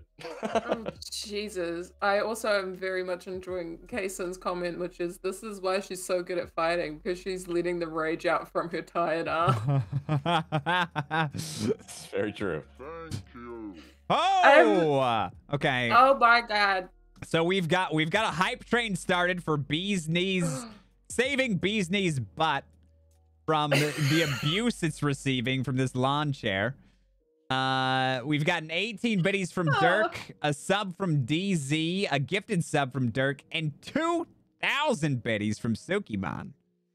Audible gasp. I have been gifted Oh my subs. God. Gifted 10 subs. Human viewer. I do not eat oranges without peeling them. I am not a monster. Oh my God. What is going on? Kano, Razorback Randy's coming in with another 500 biddies. Jesus, hey! Tonia's coming in with another 100 biddies. Here People we go. really fucking hate my chair. People, no, it's not hate that. my chair. Please stop. They do not hate your chair. They care about your ass. And they're tired of seeing it get abused. They're trying to save it. It's okay. Save the stinger. Oh, yeah, that's good. Save the stinger because you're a bee. I get it. Save the stinger. This is hashtag save the stinger. Hosted by Daddy Kano. I care about your butt and the crying. This is where we're going to depart, and I'm going to have to disagree with you. My programmer brain is thinking about saving the stinger, and I'm like, isn't the current chair she has now with the slits in it appropriate for sticking a stinger through rather than a chair that has nothing? And she, we'd break it off. We could get a chair with a hole in it. Shody coming in with 1,000 that's a good biddies. enough argument. We need something better. We need something more solid and concrete. I feel weird about the fact that apparently my chair needs a hole in it. Well, if your stinger wasn't so big, B. It's a massive stinger. Sometimes get stuck in there and you like stand up and the chair's like stuck in your butt. You like waddle around the house. You're like, Ma, take the chair off. Ma, it's stuck again. DRVR8 coming in with 5 more gifted subs. A southern. I really, to be fair though, it is not uncommon for my mother to come in and interject just in general. We're gonna have to pick a chair out for B. I don't even... Chat, if you guys have suggestions for a chair for B, go ahead and throw it in. Give me a chair that's shaped like a bee. We can get you a black and Oh, yellow chair. chair. That is shaped like a bee. That's what I Razorback want. Randy, That's- another 500. Oh my god. He says that Kano guy's stream froze. No, he's it's just how I look all the time. I'm really that's- good at ventriloquism. yeah, that's the Yeah, face he's a he's been making professional. this entire interview. He's He's just been that very disappointed. upset about the fact that he's here. A chair for Professor, no! Arthur Morgan's face. B. You have something you want to Okay. share with everybody? Do I? I don't know. Okay. Well, I'll say this. So I streamed me playing the base game. And you said you wanted to sit on the main character's face? Oh, I said more than that. I've said a lot of things about Arthur Morgan and my unhealthy obsession with him, and the fact that I've said some things. I'll just say that. I'm sure Professor, if people care to find it, I'm sure there's a fucking clip of it on my channel somewhere. But I have said some things about Arthur Morgan, and you know what? I'm not ashamed of them. I stand by them because 100% Arthur Morgan is 100%. 100 per fucking cent. Thank you. 100 per fucking cent. Yeah, 100 per fucking cent. He is the biggest video game crush I've ever had. The biggest video game crush. Oh, yeah. By far. I mean, everybody has at least one video game crush, okay? Arthur Morgan's mine, all right? Video game crush. Kano, what's your video game crush? I'm going to give you some ridiculous answer like square boob, what's her name? Laura Croft. Laura Croft? Okay, I mean... From the first one. Yeah, PlayStation. It has to be the Those low weren't polygon. squares. Do you know your shapes? Those were pyramids. They were pyramids, triangles. August gatekeeping shapes. Video game crush, man. Sorry. Okay, hold on. Let's see. Video game Lara crush. Croft. First game. Okay, I don't know if I've ever really had a crush on a video game character. I would say the one that like I ever got maybe choked up when they died was like in Final Fantasy VII. I think what's her name? She ended up dying. What's that one chick's name? I can't remember. It's been so long since I played that game now, but I do distinctly remember playing it and being like, "Oh, my heart." What was her name? It was I don't think it was Tifa. I think it was the blonde. She was blonde. The blonde girl. I can't remember what her name is though. Oh, in Final Fantasy VII? Yeah. The one that dies. I don't remember her name, but this is a picture of. We have a picture of Lara Croft from the first game. Aerith. That's it. Yeah. Right. Aerith. It's Aerith. Yeah. I think my first video game crush might have been from Final Fantasy VII as well, but I don't remember it at all. So. Yep. Those are some funnel shapes. Them is some polygons right there, chat. You want to zoom in? Whap. My second Chronicles. My second video game crush was Alloy from Horizon Zero Dawn. I thought that she was just stunning. I was completely obsessed with her. I never played that game. Oh, it's so good. I'd like to stream it at some point, but I also like it when there are people here when I stream stuff, so I'll just keep playing Red Dead Redemption. If I'm honest, my only video game crush has ever been Duke Nukem. Oh, I know some of his voice lines. Yeah. Oh God, what are they? Where is it? Fuck yeah. Where is it? Where is it? When you try to hit, get some. I don't know, he does all those kind of lines. Yeah.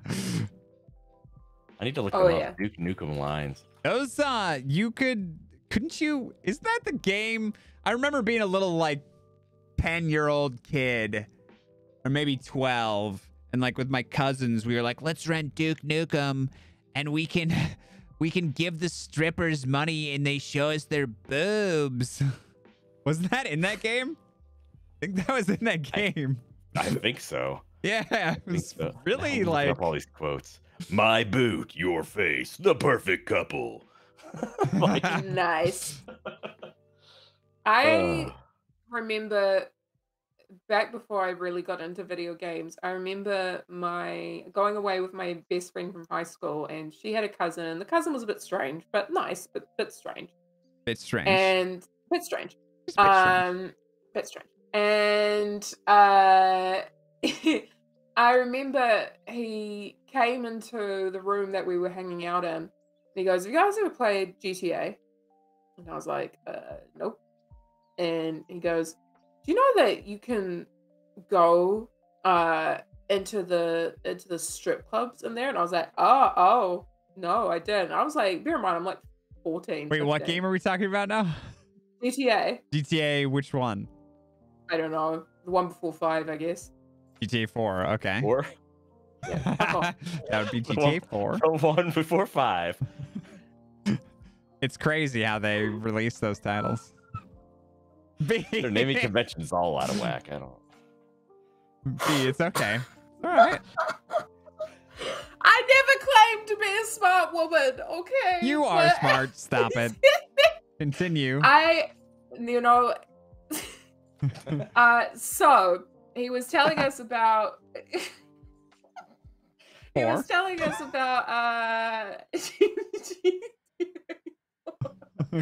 and about how you could go into the strip club, and there were women who would dance for you, right?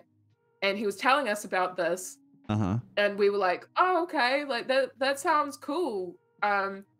Anyway, so his brother comes up to us later and goes, sometimes I can hear the sounds of the strip club at like 2 a.m. No! Why would he tell you that? He needed to get it off his chest. He was like, this has been bothering me for years. And I was like, I just have to tell someone. Sometimes at 2 in the morning, I can hear the sounds of the strip clubs coming through the wall and a steady thumping.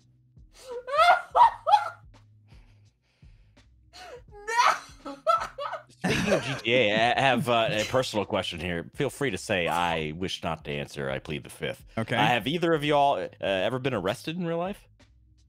No, I've never been arrested. Neither handcuffed or you've been chased by We've police. both been chased by police. You would have gotten arrested, but you got away. I'm not sure if I would have actually gotten arrested. But I mean, they would have probably called my parents. Ah, lucky. All right, you have something to tell us? I mean, I've only been arrested once in my life. I mean, I've been chased by cops multiple times, but I was a crazy kid. I have a lot of crazy stories. If you guys have time tonight, we'll get into them. I have crazy. Oso has heard most of my stories. They're give us ridiculous. But the story of me getting arrested was basically I think I was about 20. Yeah, I was about 20. And I was with a friend of mine, an old friend that I've known since elementary school. We're driving on down South Virginia, and we go to his cousin's house, and we end up picking up weed there. He just got a backpack full of weed. But like, we didn't even smoke, not inebriated, didn't drink, didn't do anything, just completely sober. We knew how like risky this was to go get. We just went and did it, and completely sober on the way back, driving up 95 all the way back to Northern Virginia, and you know, I'm on cruise control. I'm going 60 and a 55, normal speed limit, like nothing wrong. And this cop pulls up behind me and sits behind me. And I'm just like, okay, I'll just continue going. And, you know, I don't think anything of it. He pulls over to the left of us, and then he pulls up next to me. This is like, they literally pulled the Super Troopers on me. He pulls up next to me and he looks over at me, and I look over at him.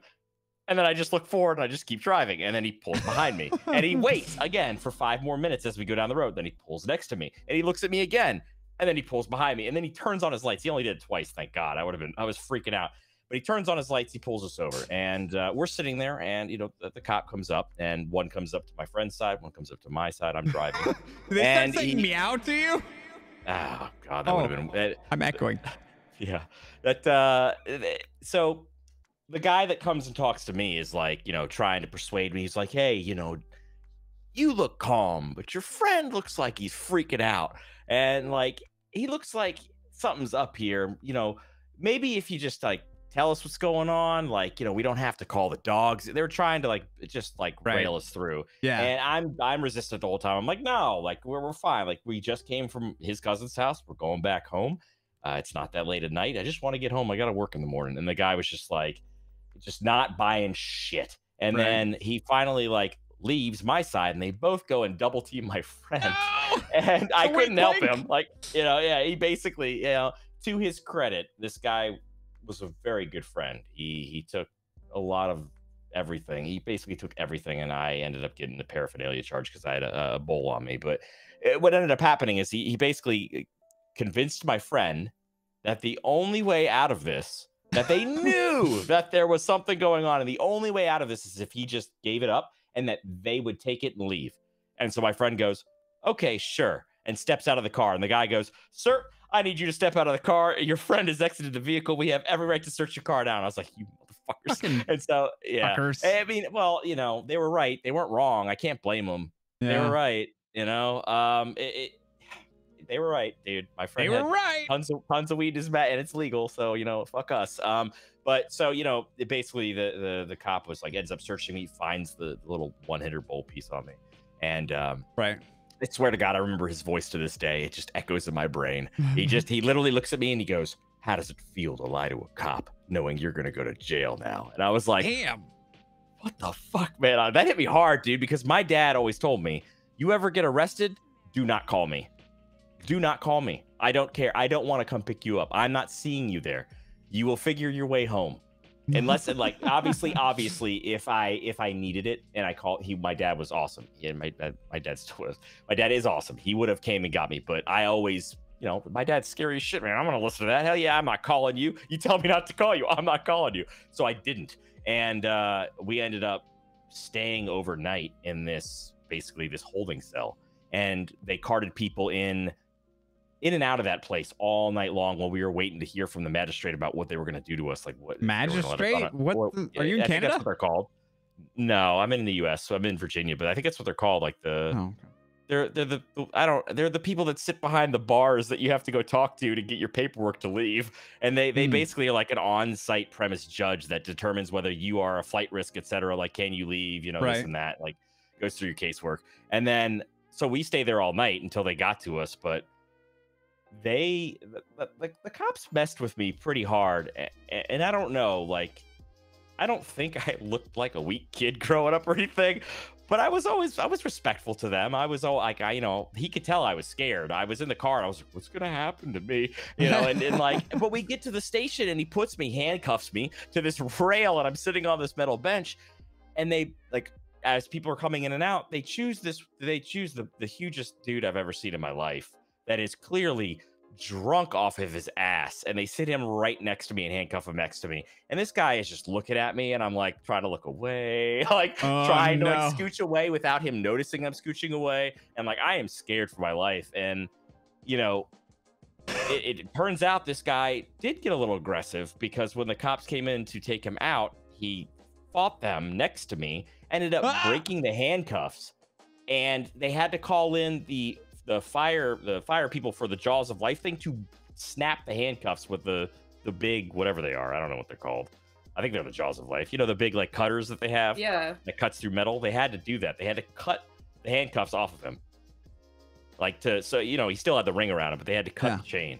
And it was just it was the most ridiculous night of my life. And I didn't call my dad. We waited there, and we got out at like 6:30 a.m. in the morning. Didn't have my car. It was impounded.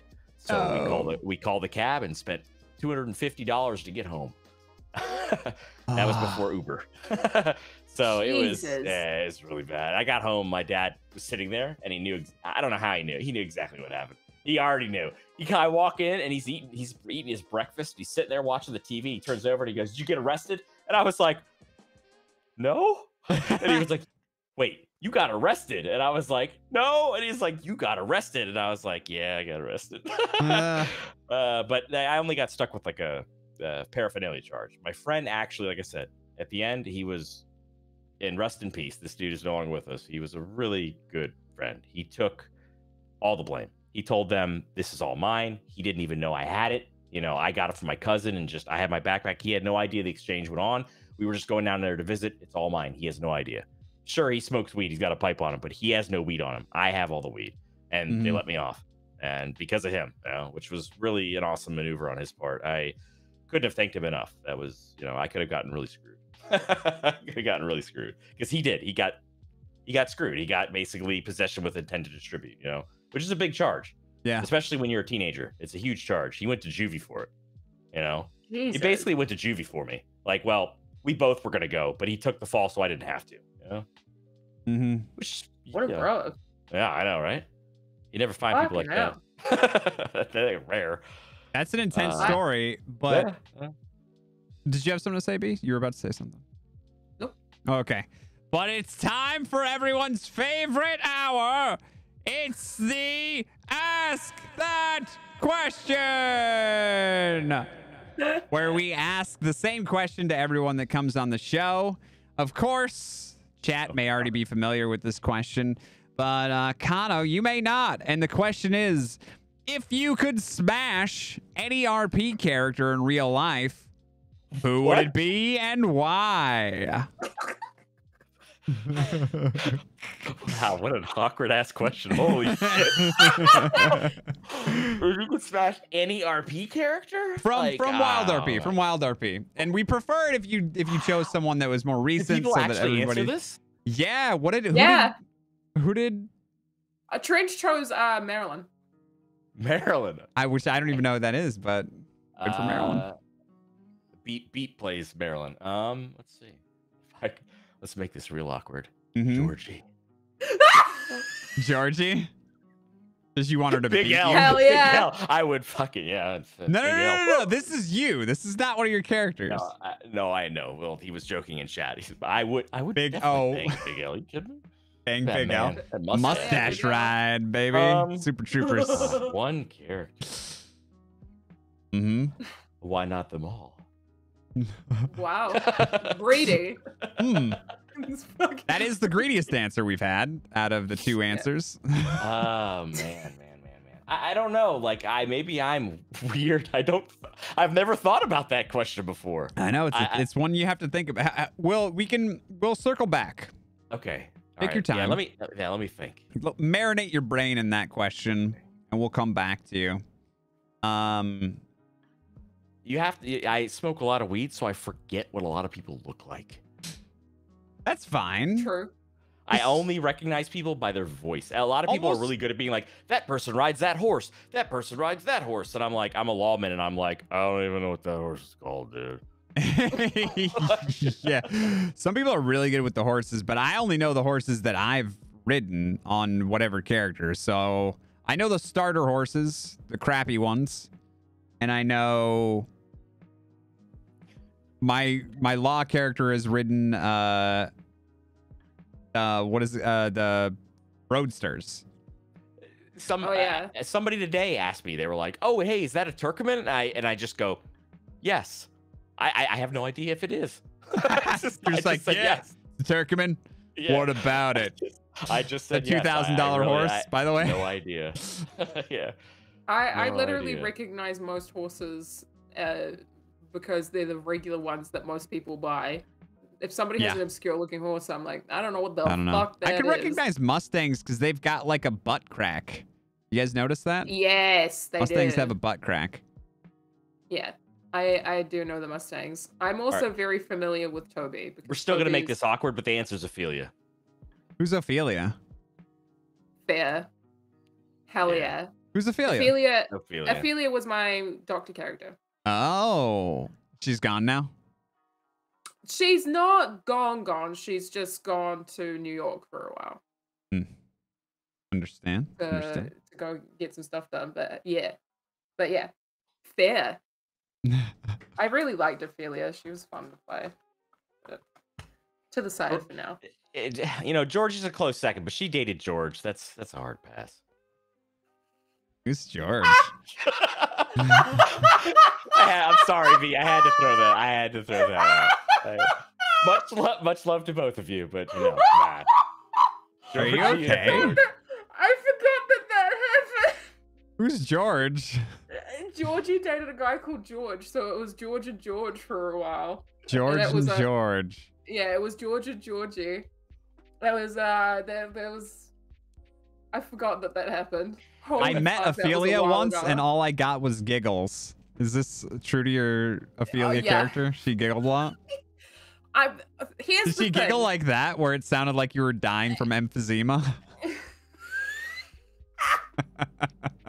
B plays Ophelia. B plays into her anxious nature on Ophelia a lot, like amps it up.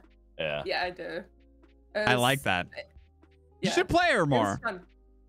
I eventually will. Yeah, I really liked her. She was fun. Because she was a fucking massive George squared. cat. George squared. George squared. And they go around calling. You guys ship George? George and who? Oh no, that's their ship name is George. Yeah, their ship name is literally George. That's it. Yeah. That's their ship name. But I remember they called each other. No, say it. Oh my god. They called each other Georges. You're the worst. She is the worst. Can you ban her, please? Yes. I don't want to deal with this. Oh my god. You're so Georgious, Georgie. No, George. You're Georgious. Oh my god. This is what we call top tier roleplay on that is world's best Red Dead Redemption 2 RP server. Oh man, I forgot that happened. Oh dude. Everybody can watch the super awkward relationship RP between George and Georgie.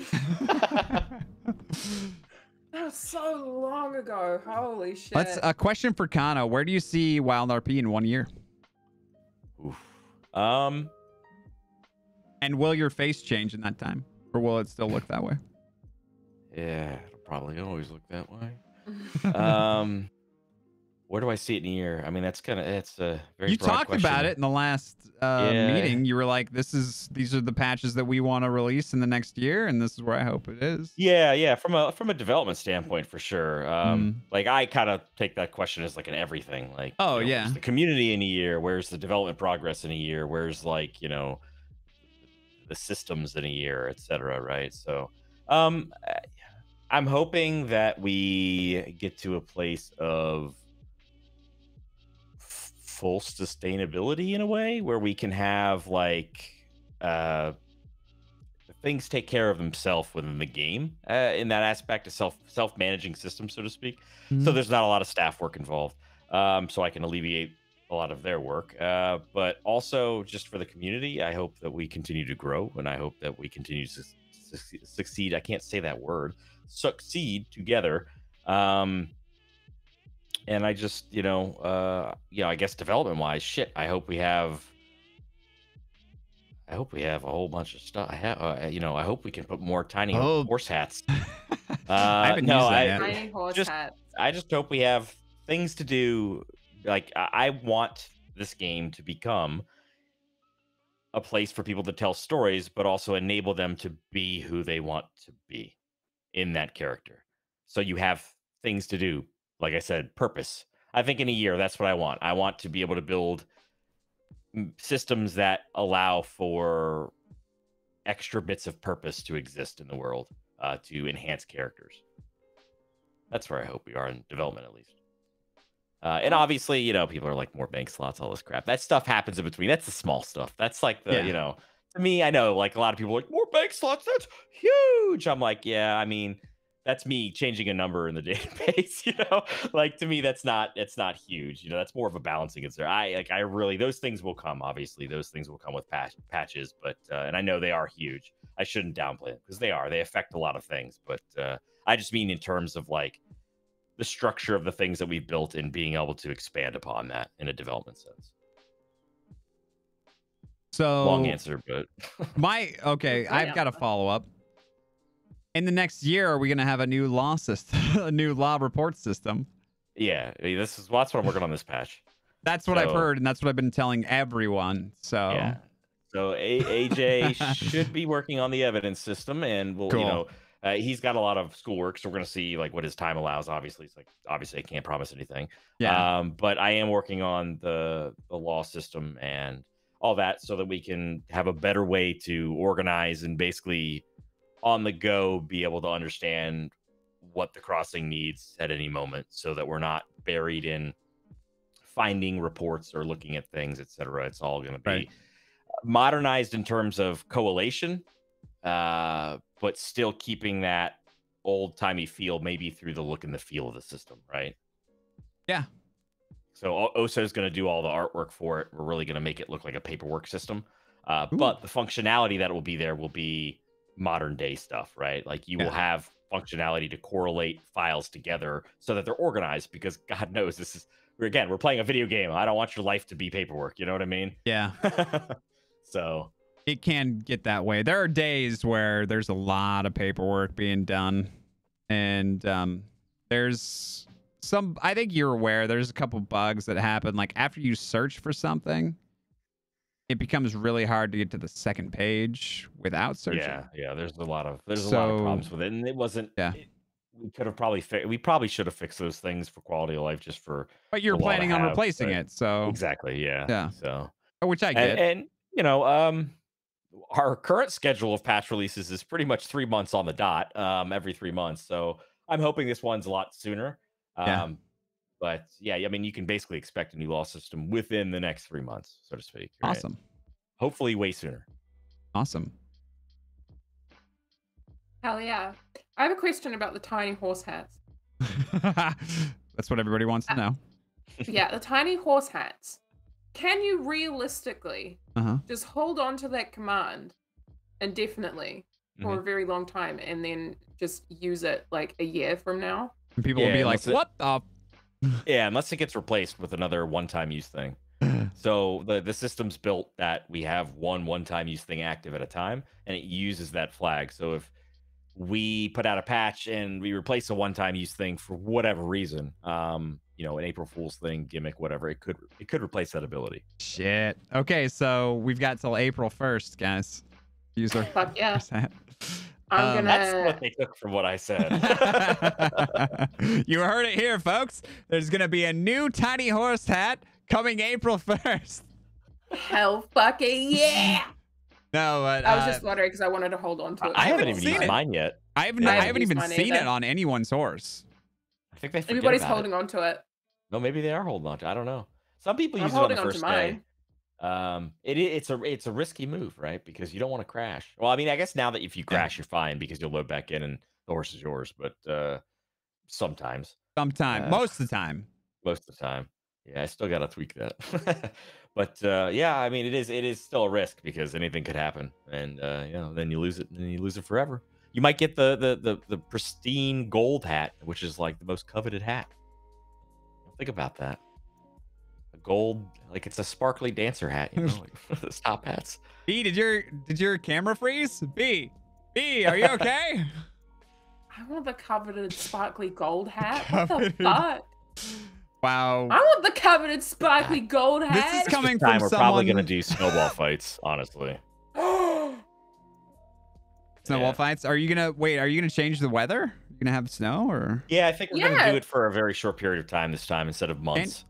It got really depressing for everybody. We had it on for months, man. It was snow every day. It was just dreary. Just snow falling though, not like snow covered. That'd be no, it's snow covered. Everything was snow covered? Yeah, everything. We can put snow everywhere. Yeah. How can you do it for? Can you do it for like 2 weeks instead of a month? I would like. Basically what we're gonna do is a couple weeks, and then we'll show I'm gonna be on winter break during that time because I work for a school district, so I'm gonna be rolling around in the snow a lot. I hope you're prepared. Fuck yeah! I'm so excited. I love the snow. I want sparkle hat for my horse. Says Kai. Same. Just gotta get lucky. Walk up to your horse and hit that /THH. So can you? Is this for every? Is this just for As a player, you only get to use it once, or is As it a player? As a player, As okay. a player, yeah. So I can't just like log onto each of my characters and be like, Right. I want the sparkle hat. Right. Okay. It's one-time use only. Hmm. I want a sparkly colored gold hat so bad. Tell you what, Bees, if I get it on McGregor, I'll ride by you and laugh, okay? Fuck you. All I want is the sparkly gold hat. Sparkly gold hat. Aroha deserves it. He's a good boy. Mm-hmm. And I love him. Snowy Van the other Horn, thing? Snowy Saint Denis, Snowy Road, Everything. Snowy Valentine. I It's think all the gonna only look place good. that doesn't snow is down in the desert, right? It's a good question. I don't remember. Snowy Armadillo? That'd be weird. Down in the desert. Where old Esme lives. I thought Esme went to Arizona or something. Where is she? Yes, she did. She went to Arizona. She's fucked up. Needs to recover. Hmm. And also, I Because was someone like, was bullheaded and threw an axe in your chest?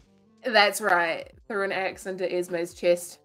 Hmm. But also, I just was like, I have been doing lore pretty consistently for a while, and I would just like take a wee break. Yeah, So took a I little totally break. understand that. Yeah. As someone who's Like, played law like- for over 2 months straight now. Very little Yeah. break. I get that. Yeah. Nothing wrong with taking a little break. But yeah, I've been doing it on Georgie first, and then went straight from Georgie to Esme. So I was like, yeah, I'm ready for a little break. Be nice. As a crim, you could escape in the blizzard easily, really? Don't remember. Is I there think so. blizzards that come with it, Kano? Yeah. I mean, I think it depends on what weather patterns we set. But we can set it to blizzard at any time if we want to. Okay. This leads me to another line of questioning, sir. Oh. Okay. Have you ever been watching someone stream? No. I know what your question is. Keep going. People call you like, I don't know, what is his nickname? Like Lightning Daddy or something? Like where I you'll like that one. Somebody make me an emote, Lightning Daddy. Let's go. Lightning Daddy. And Thor. They call you like Thor or what? I don't know. They call you something and they're like, Kano just made the lightning strike right there for dramatic effect. You've never done that? No. Have you ever changed the weather? No, not on purpose. Okay. God, there was a time, I think at one point when we were playing, and I think I was on live, and I don't know if we were testing the command. I don't know what we were doing, but everybody was playing. It was back in 32 slots, like server's full, and I'm just like changing it from night to day, night to day, night to day, and it's just blinding everybody because when we set the thing to nighttime all the time, and then it goes to daytime all of a sudden, yeah, and like just the whole screen turns white. But no, the lightning's actually controlled by player location, so I can only hit players with it. So I only usually ever hit myself with it. Oh, so you have done that? Yeah, well, I've hit myself plenty of times. Well, it's not fair to say that I haven't hit other people. I've only hit 2 other people. One was so you have done it. Okay, yeah, but one was very early in the server, and people were having, when we put in ragdolling, people were having a ragdolling fest in front of Blackwater Taylor. They were ragdolling on top of each other. And wow, who would do such a thing? This is shitlordy behavior. It is shitlordy behavior. So Bees. your boy logged onto the server and Who ended would up do hitting such a thing? Sheriff Maddox and everybody else that was in the pile with lightning. The only person that ended up getting hurt was Sheriff Maddox, and he lost his foot. You took someone's also, foot? okay, there's another time too. I also hit myself on a boat, but there was 2 other people on the boat. This isn't when I was on Big L. Okay, that's okay. There's multiple times. We're gonna go through them here so I can remember them all. So there was the Blackwater Fair when we were on the boat shooting the fireworks off. And there, I did the full grand finale, and the sky was just filled with 1,000 fireworks. And I looked up and I was like, wouldn't it be awesome if lightning just if the clouds got angry because it's like all this, crazy stuff going on, and the lightning just struck. And so I hit myself on the boat, and And how many people died from that? Easty was on the boat. Easty was on the boat on his character Logan, and Zephyr was on Tallulah, and she was on the boat as well. And we all just go flying off. Easty actually took that moment that happened, and he made his character lose an eye from it. So he wore an eye patch for the rest of them because of that scenario.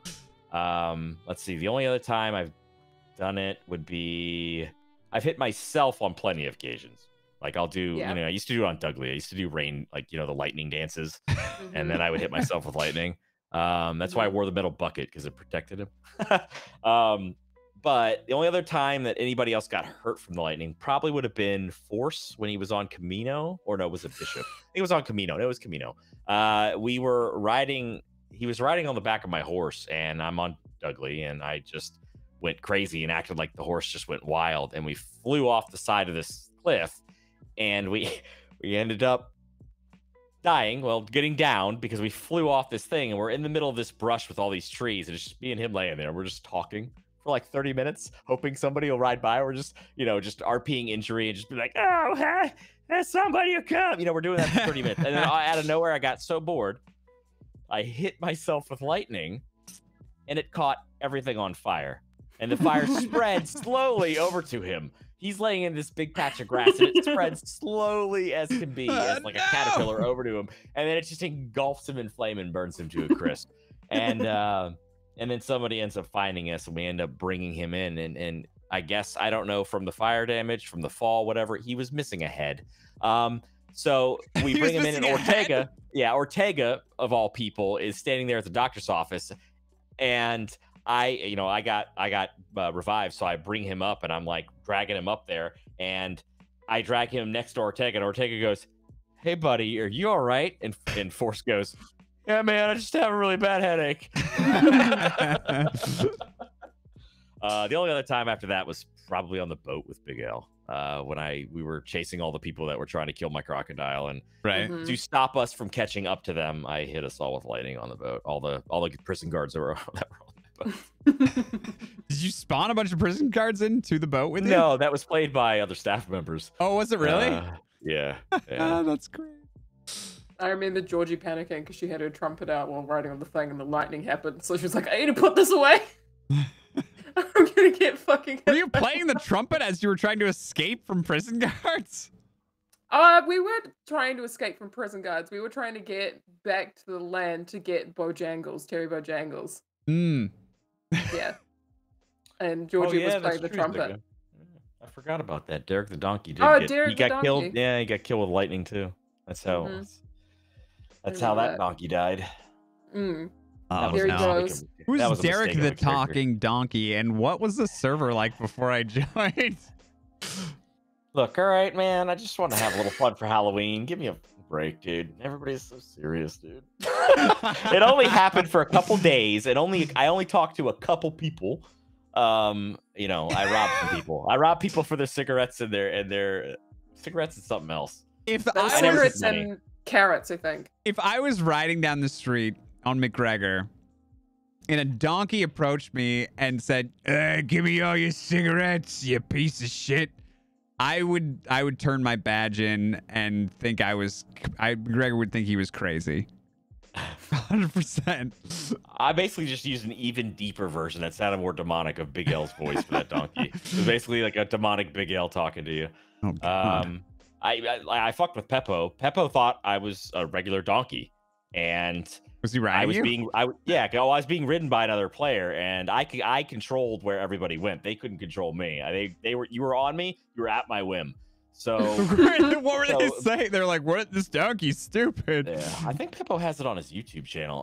It's a whole thing. It's like he basically gets on the donkey. He's talking about the donkey, and I don't say a word. I just stay quiet, and they're all like, "Oh, Derek is depressed. He needs cigarettes." Like it's hilarious. And then he ends up getting on the donkey, and I just bolt, and he's freaking out because he has no idea like what's going on. He can't control this donkey, and I pull up to a cliff, and I stop, and then I just start talking to him, and I mess with him the whole time. I tell him, he's like, "I'll stab you," and I was like, "I'll back up off this cliff,"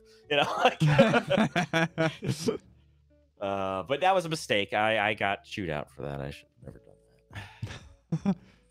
that. It was Early funny. days. Growing pains. It was funny. It Growing was funny. pains. But Early no, never days of the again. server. Never again. Talking donkey.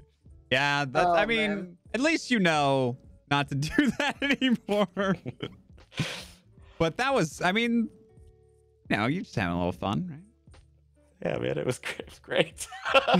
You had a good time. I could do an animation. So all the animations were like, I was the donkey, but I could do like the hands up animation. And when I did it, it twisted his body.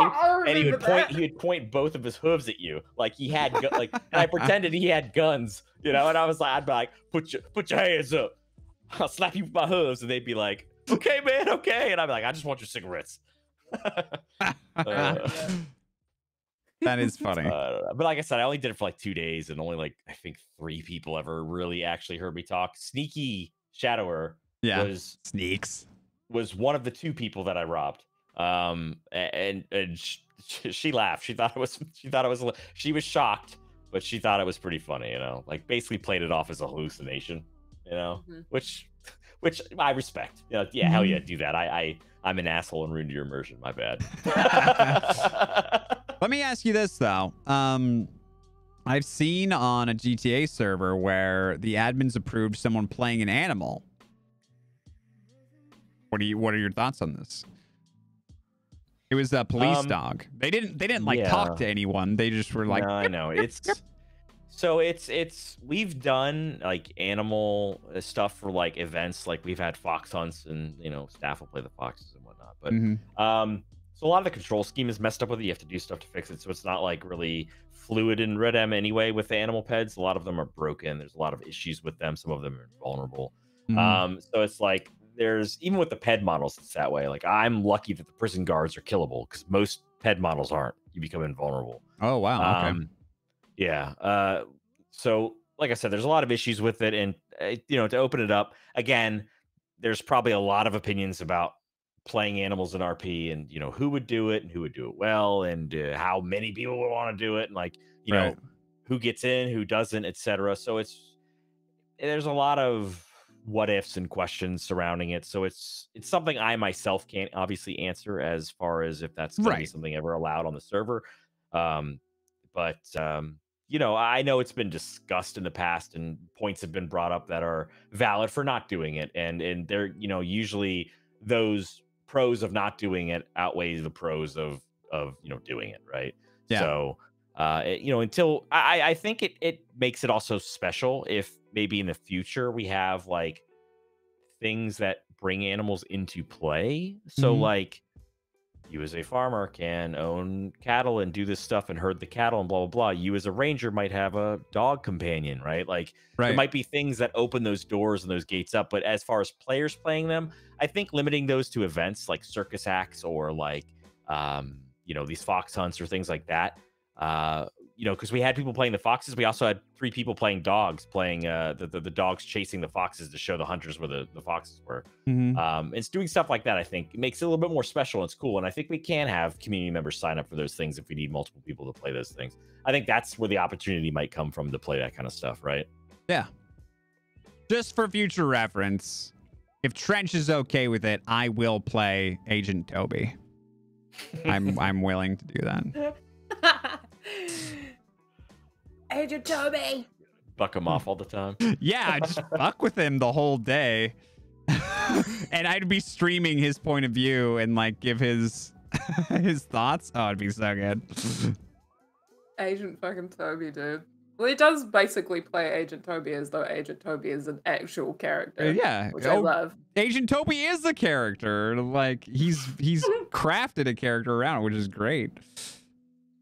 I'd have to look up the code to see if I even have control, like, because I know I can buck. I can give you the command to buck somebody off of you if you were the horse.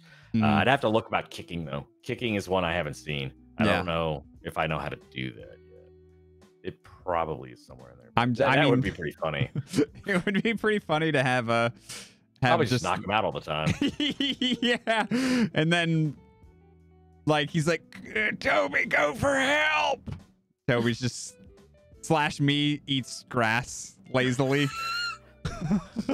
Somebody did ask about children in the game, so that's a topic that is easily kind of put down, and I'll tell you why. The biggest thing you have to worry about with children in RP is you open up the door to child abuse, all these other things that happen that could happen, and you know, I don't know about you, but no character wants to get accused of child abuse of any kind, and it's not worth it. Like, what you're gonna bring to the story is not worth. Like, nobody's gonna want to RP with you. They're gonna be like, okay, whatever you want, take my money. Take my money. You know, like there are like the 18-year-old, 19-year-old kids that run around in Saint Denis that rob people. Yeah, they're adult kids though, like, but they're still able to portray that youth in a way, right? But it's not like it's not, I guess, weird. But I'm okay with punching Otto in the face. You know what I mean? Like, he's a kid, but he's old enough.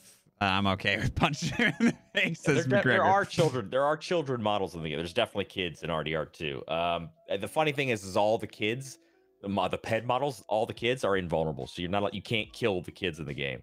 Oh. Wait, that makes sense. I have seen some what looked like kids in Saint Denis. Those are invulnerable? They probably are, yeah, because when you spawn as those kid peds, you are invulnerable. So I assume it's baked into the ped model itself that has invulnerability. Someone in my chat said, like, watch out, those kids will fuck you up. And I was like, whatever, I'll beat this kid's ass. But they would actually, because they're aggressive is what they were telling me. Like, they'll fight you. And I was like, whatever, I can take an NPC. No big deal. But they knew that I would just get my ass kicked? Okay. Somebody just quickly asked, what has been your favorite character that you've ever played?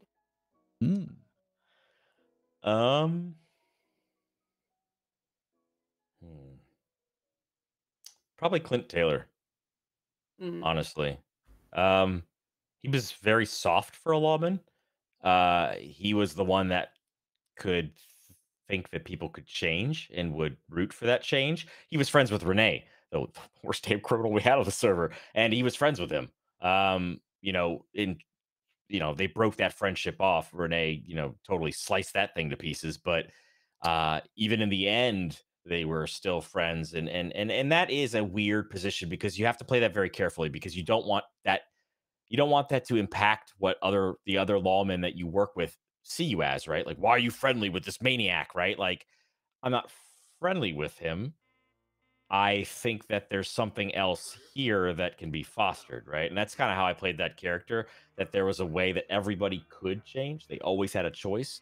And I don't know, for me, it was challenging because he was very patient and I'm not patient at all.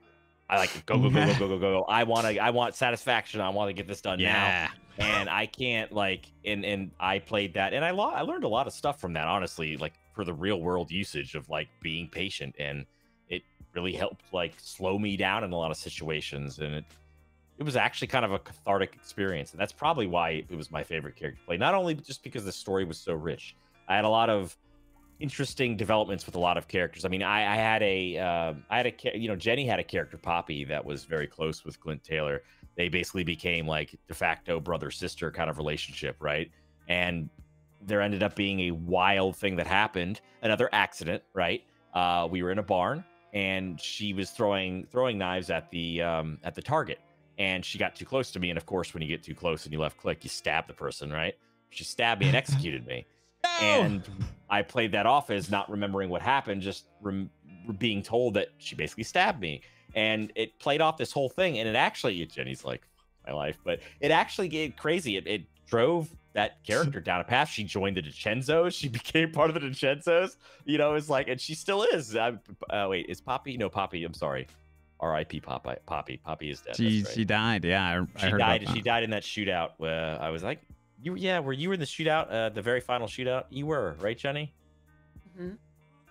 I think it was me on Baker. It was Banks, Joe, and bunch of sheriffs, huh? And Swan. Yeah, it was the four. We called ourselves the Four Horsemen. We chased the DiCenzos down in tall trees and had a big battle by this huge rock. It was actually super awesome. It was really fun. Yeah, rip Poppy. Yeah, Poppy was a great character, but yeah, he had a crazy relationship there. He had a relationship that spanned for a long time with Georgie. That was like like this distant relationship that like, and this is why she hates me. But like near the end, like came to this like head of like, hey, there's something here, right? Like, and try to grasp onto it. And then we go to this funeral, and Renee's there. So Renee ends up killing this guy, or this. Wait, no, it was what was her name? Renee's. I don't know. It was Kitty. Kitty died. Kitty. Yes, Kitty died. And there was this other guy, this other character that was there, like Michael Valentine, that was close to her too. But Michael Valentine and Renee didn't get along. They both were at this funeral. Myself, Bishop, Georgie, and then I think one other lawman. We all go to this thing because we expect something to happen, right? We're going to a funeral with a maniac that stabs people. Something's going to happen. So we're there. We're ready. Renee starts, Peppo starts giving his big grandiose speech on Renee, and then he does his famous line, and boom, he stabs, he starts stabbing Michael Valentine, and another person jumps in to try to defend and starts stabbing back. And I, as Clint Taylor, he's a very selfless individual. I could have stayed on the outside and roped, but what I did was actually just move myself right in between everybody and tried to stop the stabs, and I ended up getting stabbed by like everybody. And I think Audell it ended up killing me. But everybody basically blamed Renee because it was such a hectic thing that everybody just thought Renee stabbed me. And the truth of the matter is that Clint was really trying to save Renee, and Renee never stabbed him. But he got blamed with it. He got blamed for the murder and charged for the murder and everything. And that's like his technical best friend that he just killed, like on opposite ends of the fence, right? Yeah. Like it was, dude. It was. Yeah, that's why intense. that character was so crazy. It was just there was so much. I don't know, happiness. There was some sorrow in there. There was some goofiness. It had all range to it that I think I fulfilled every single avenue I wanted on that character. It was really fulfilling. Yeah. Wow. Sounds like you really like that character. I know, I get passionate and I ramble. I get passionate. That's all right. You can have passion. What is part of Red Dead Redemption 2 you wish you could change, but you can't? Making everything available for female models would be great. So we don't have to test everything on female models and then realize that it doesn't work and then have to scrap a whole idea because it doesn't work on females. Lord, yes. Yeah. Lord, yes. There's like you can't knock on a fucking door. Yeah. And like That's you probably, can't it's the most vomit. frustrating thing to do. You can't vomit as a female? Oh, that No, sucks. you can't. There's a piss for males too, where you can actually, and it has the particle stream of piss. Really? But we don't have it in the game because, well, I mean, I don't know why we took it out originally, but I think it had mostly to do with the fact that it didn't work on females, and we tried to keep most of the stuff to be that For worked everyone. on both models, right? Yeah. Yeah. I was so unbelievably thrilled when Women don't females pee. could play when females could play the instruments. Oh, I had been waiting Grads for worked that. really hard on that. Grads, Yeah. that's all custom. That's Dude, all Kratz, custom.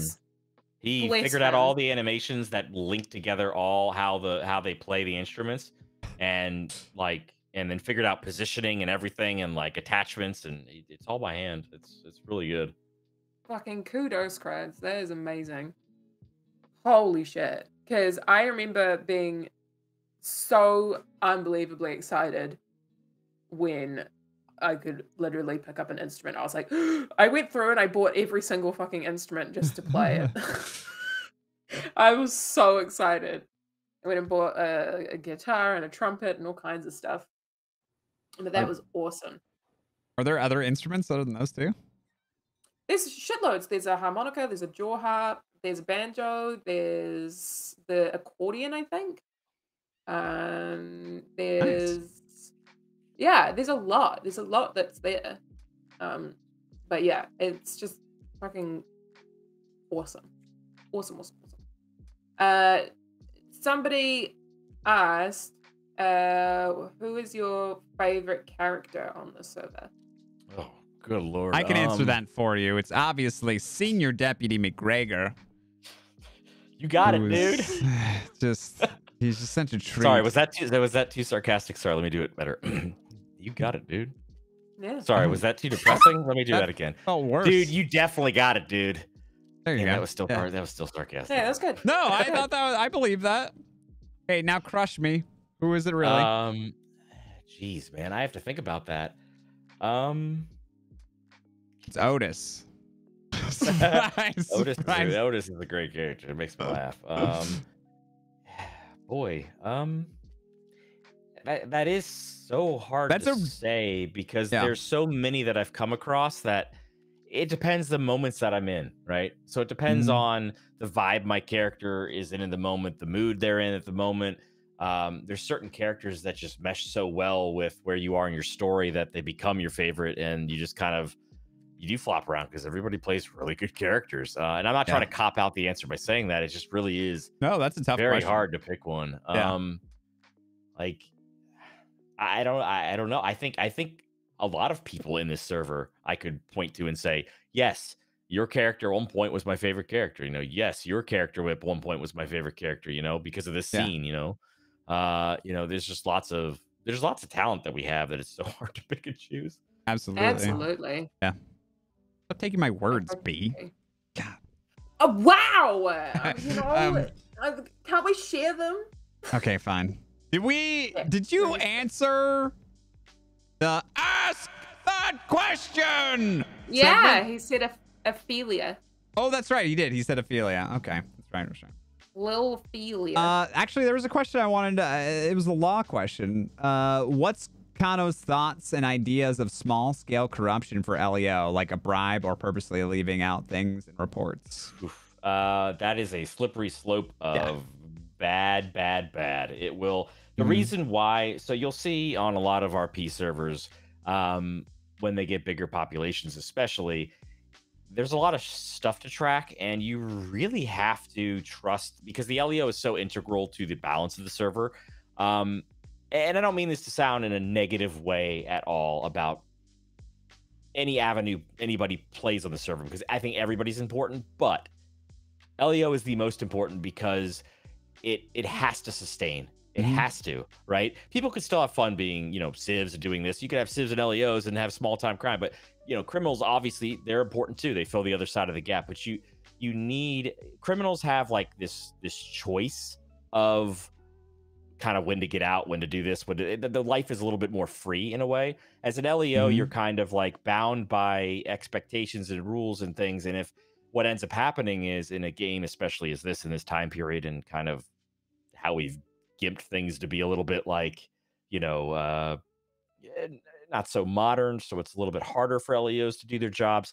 You really have to bank on the fact that everybody's going to do their jobs unlawfully. And we allow that kind of stuff to happen down the road for characters. They just have to reach out to staff. They just have to say, hey, here's what my plan is, and make sure it's healthy for the server.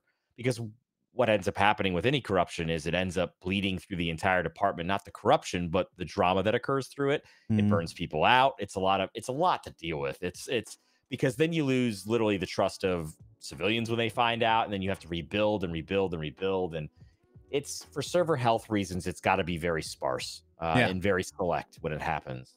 There's been instances of corruption, but they went through avenues and they accepted consequence, and we were able, for server health reasons, to work through things to make things continue forward, and not like the department basically gets dismantled because one person shot somebody in a cell. Oh God, like that would suck, right? We would be screwed. And it's the suspension of disbelief that people kind of have to have, that like, the law is needed. They're there. They're always going to be there. They're trying to provide a service for the server on top of that, because, they do have work to do. A lot of the tasks are work. There's a lot of work to do. And beyond that, they're just as much concerned with server health as we are as on staff. They're monitoring all that stuff and making sure that they're having to do the right things and allowing for things to happen in RP and back off the pedal, and when to go and when to shut down RP. And because LEOs have a lot of power in that sense too, right? They can shut down criminal storylines pretty fast and easy. And our LEOs are really good. They really allow for things to blossom. And sometimes to the detriment of people get comfortable, and then they forget that it's been X amount of time since they've been caught, you know, and all these things have stacked up, and then boom, they're hit with big stuff because it's like at some point the law has to put the foot down and go, Yeah. enough fucking around. you Yeah, know? I can't remember the exact sentencing for Speedy when he finally got caught that time, but it was It was huge. it was big. It was I think we pretty figured big. out, I think chat figured out it was literally like 24 hours Yeah. of jail time. Woo. A lot of time. That's a hell of a lot of time. Yeah. I've got one more question for you, Kono, and this is from me. And I don't know how much you can say about this, but it's something I talk about on stream a lot. And I don't want to put you in a position where you're like, you know, giving out information that you shouldn't, but let me just ask the question and then you can decide.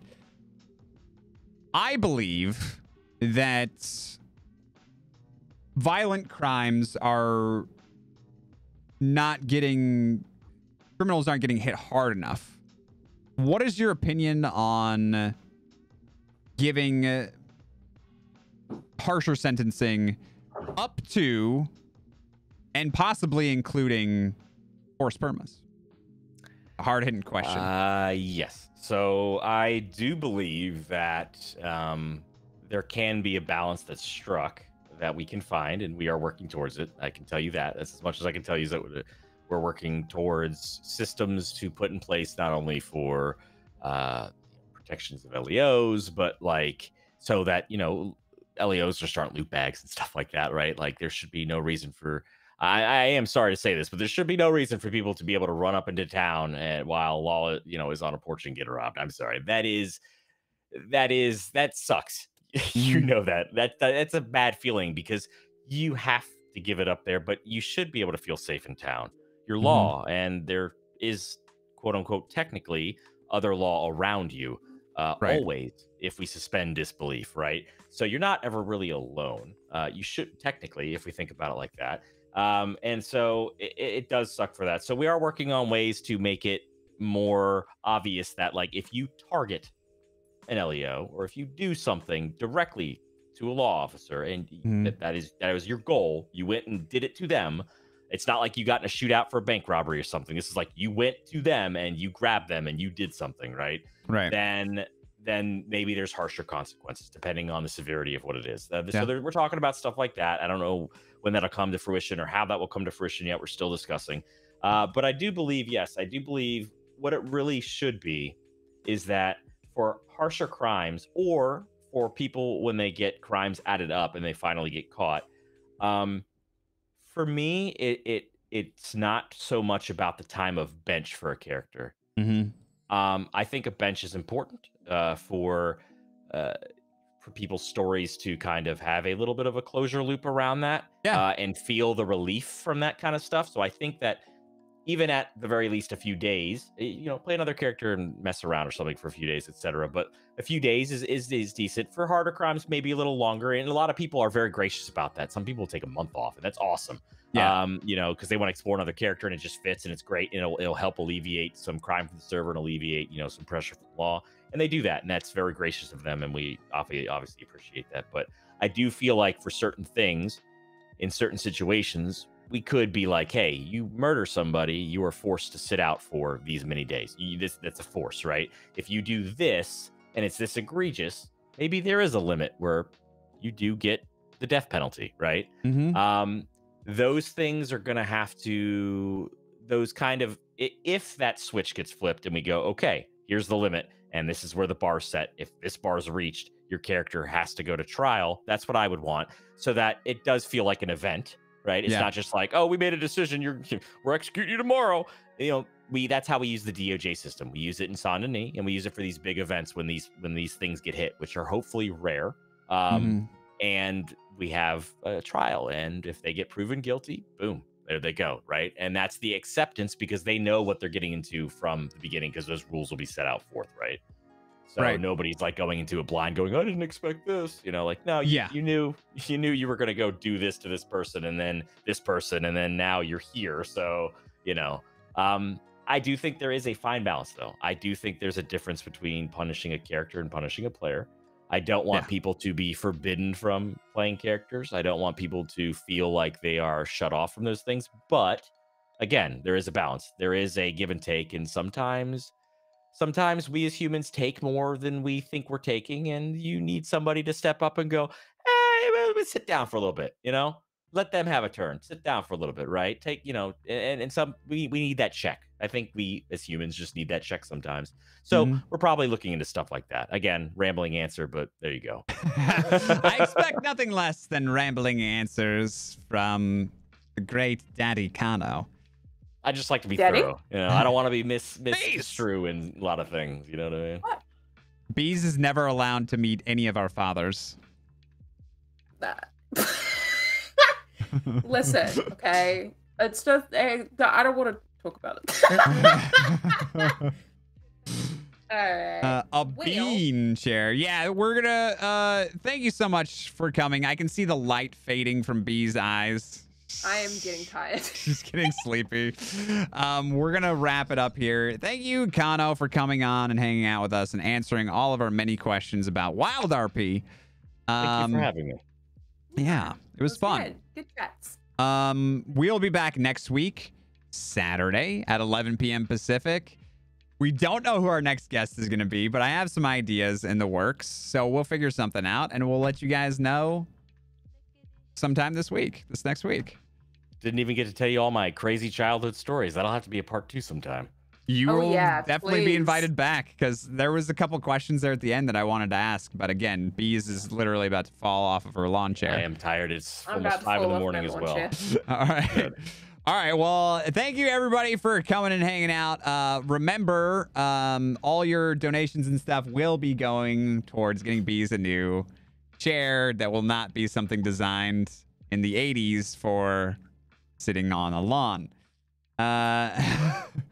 So have a great night, everybody. And we're going to see you next week at 11 p.m. on Saturday. See you later. Everybody say goodbye. Bye. Love you. Peace.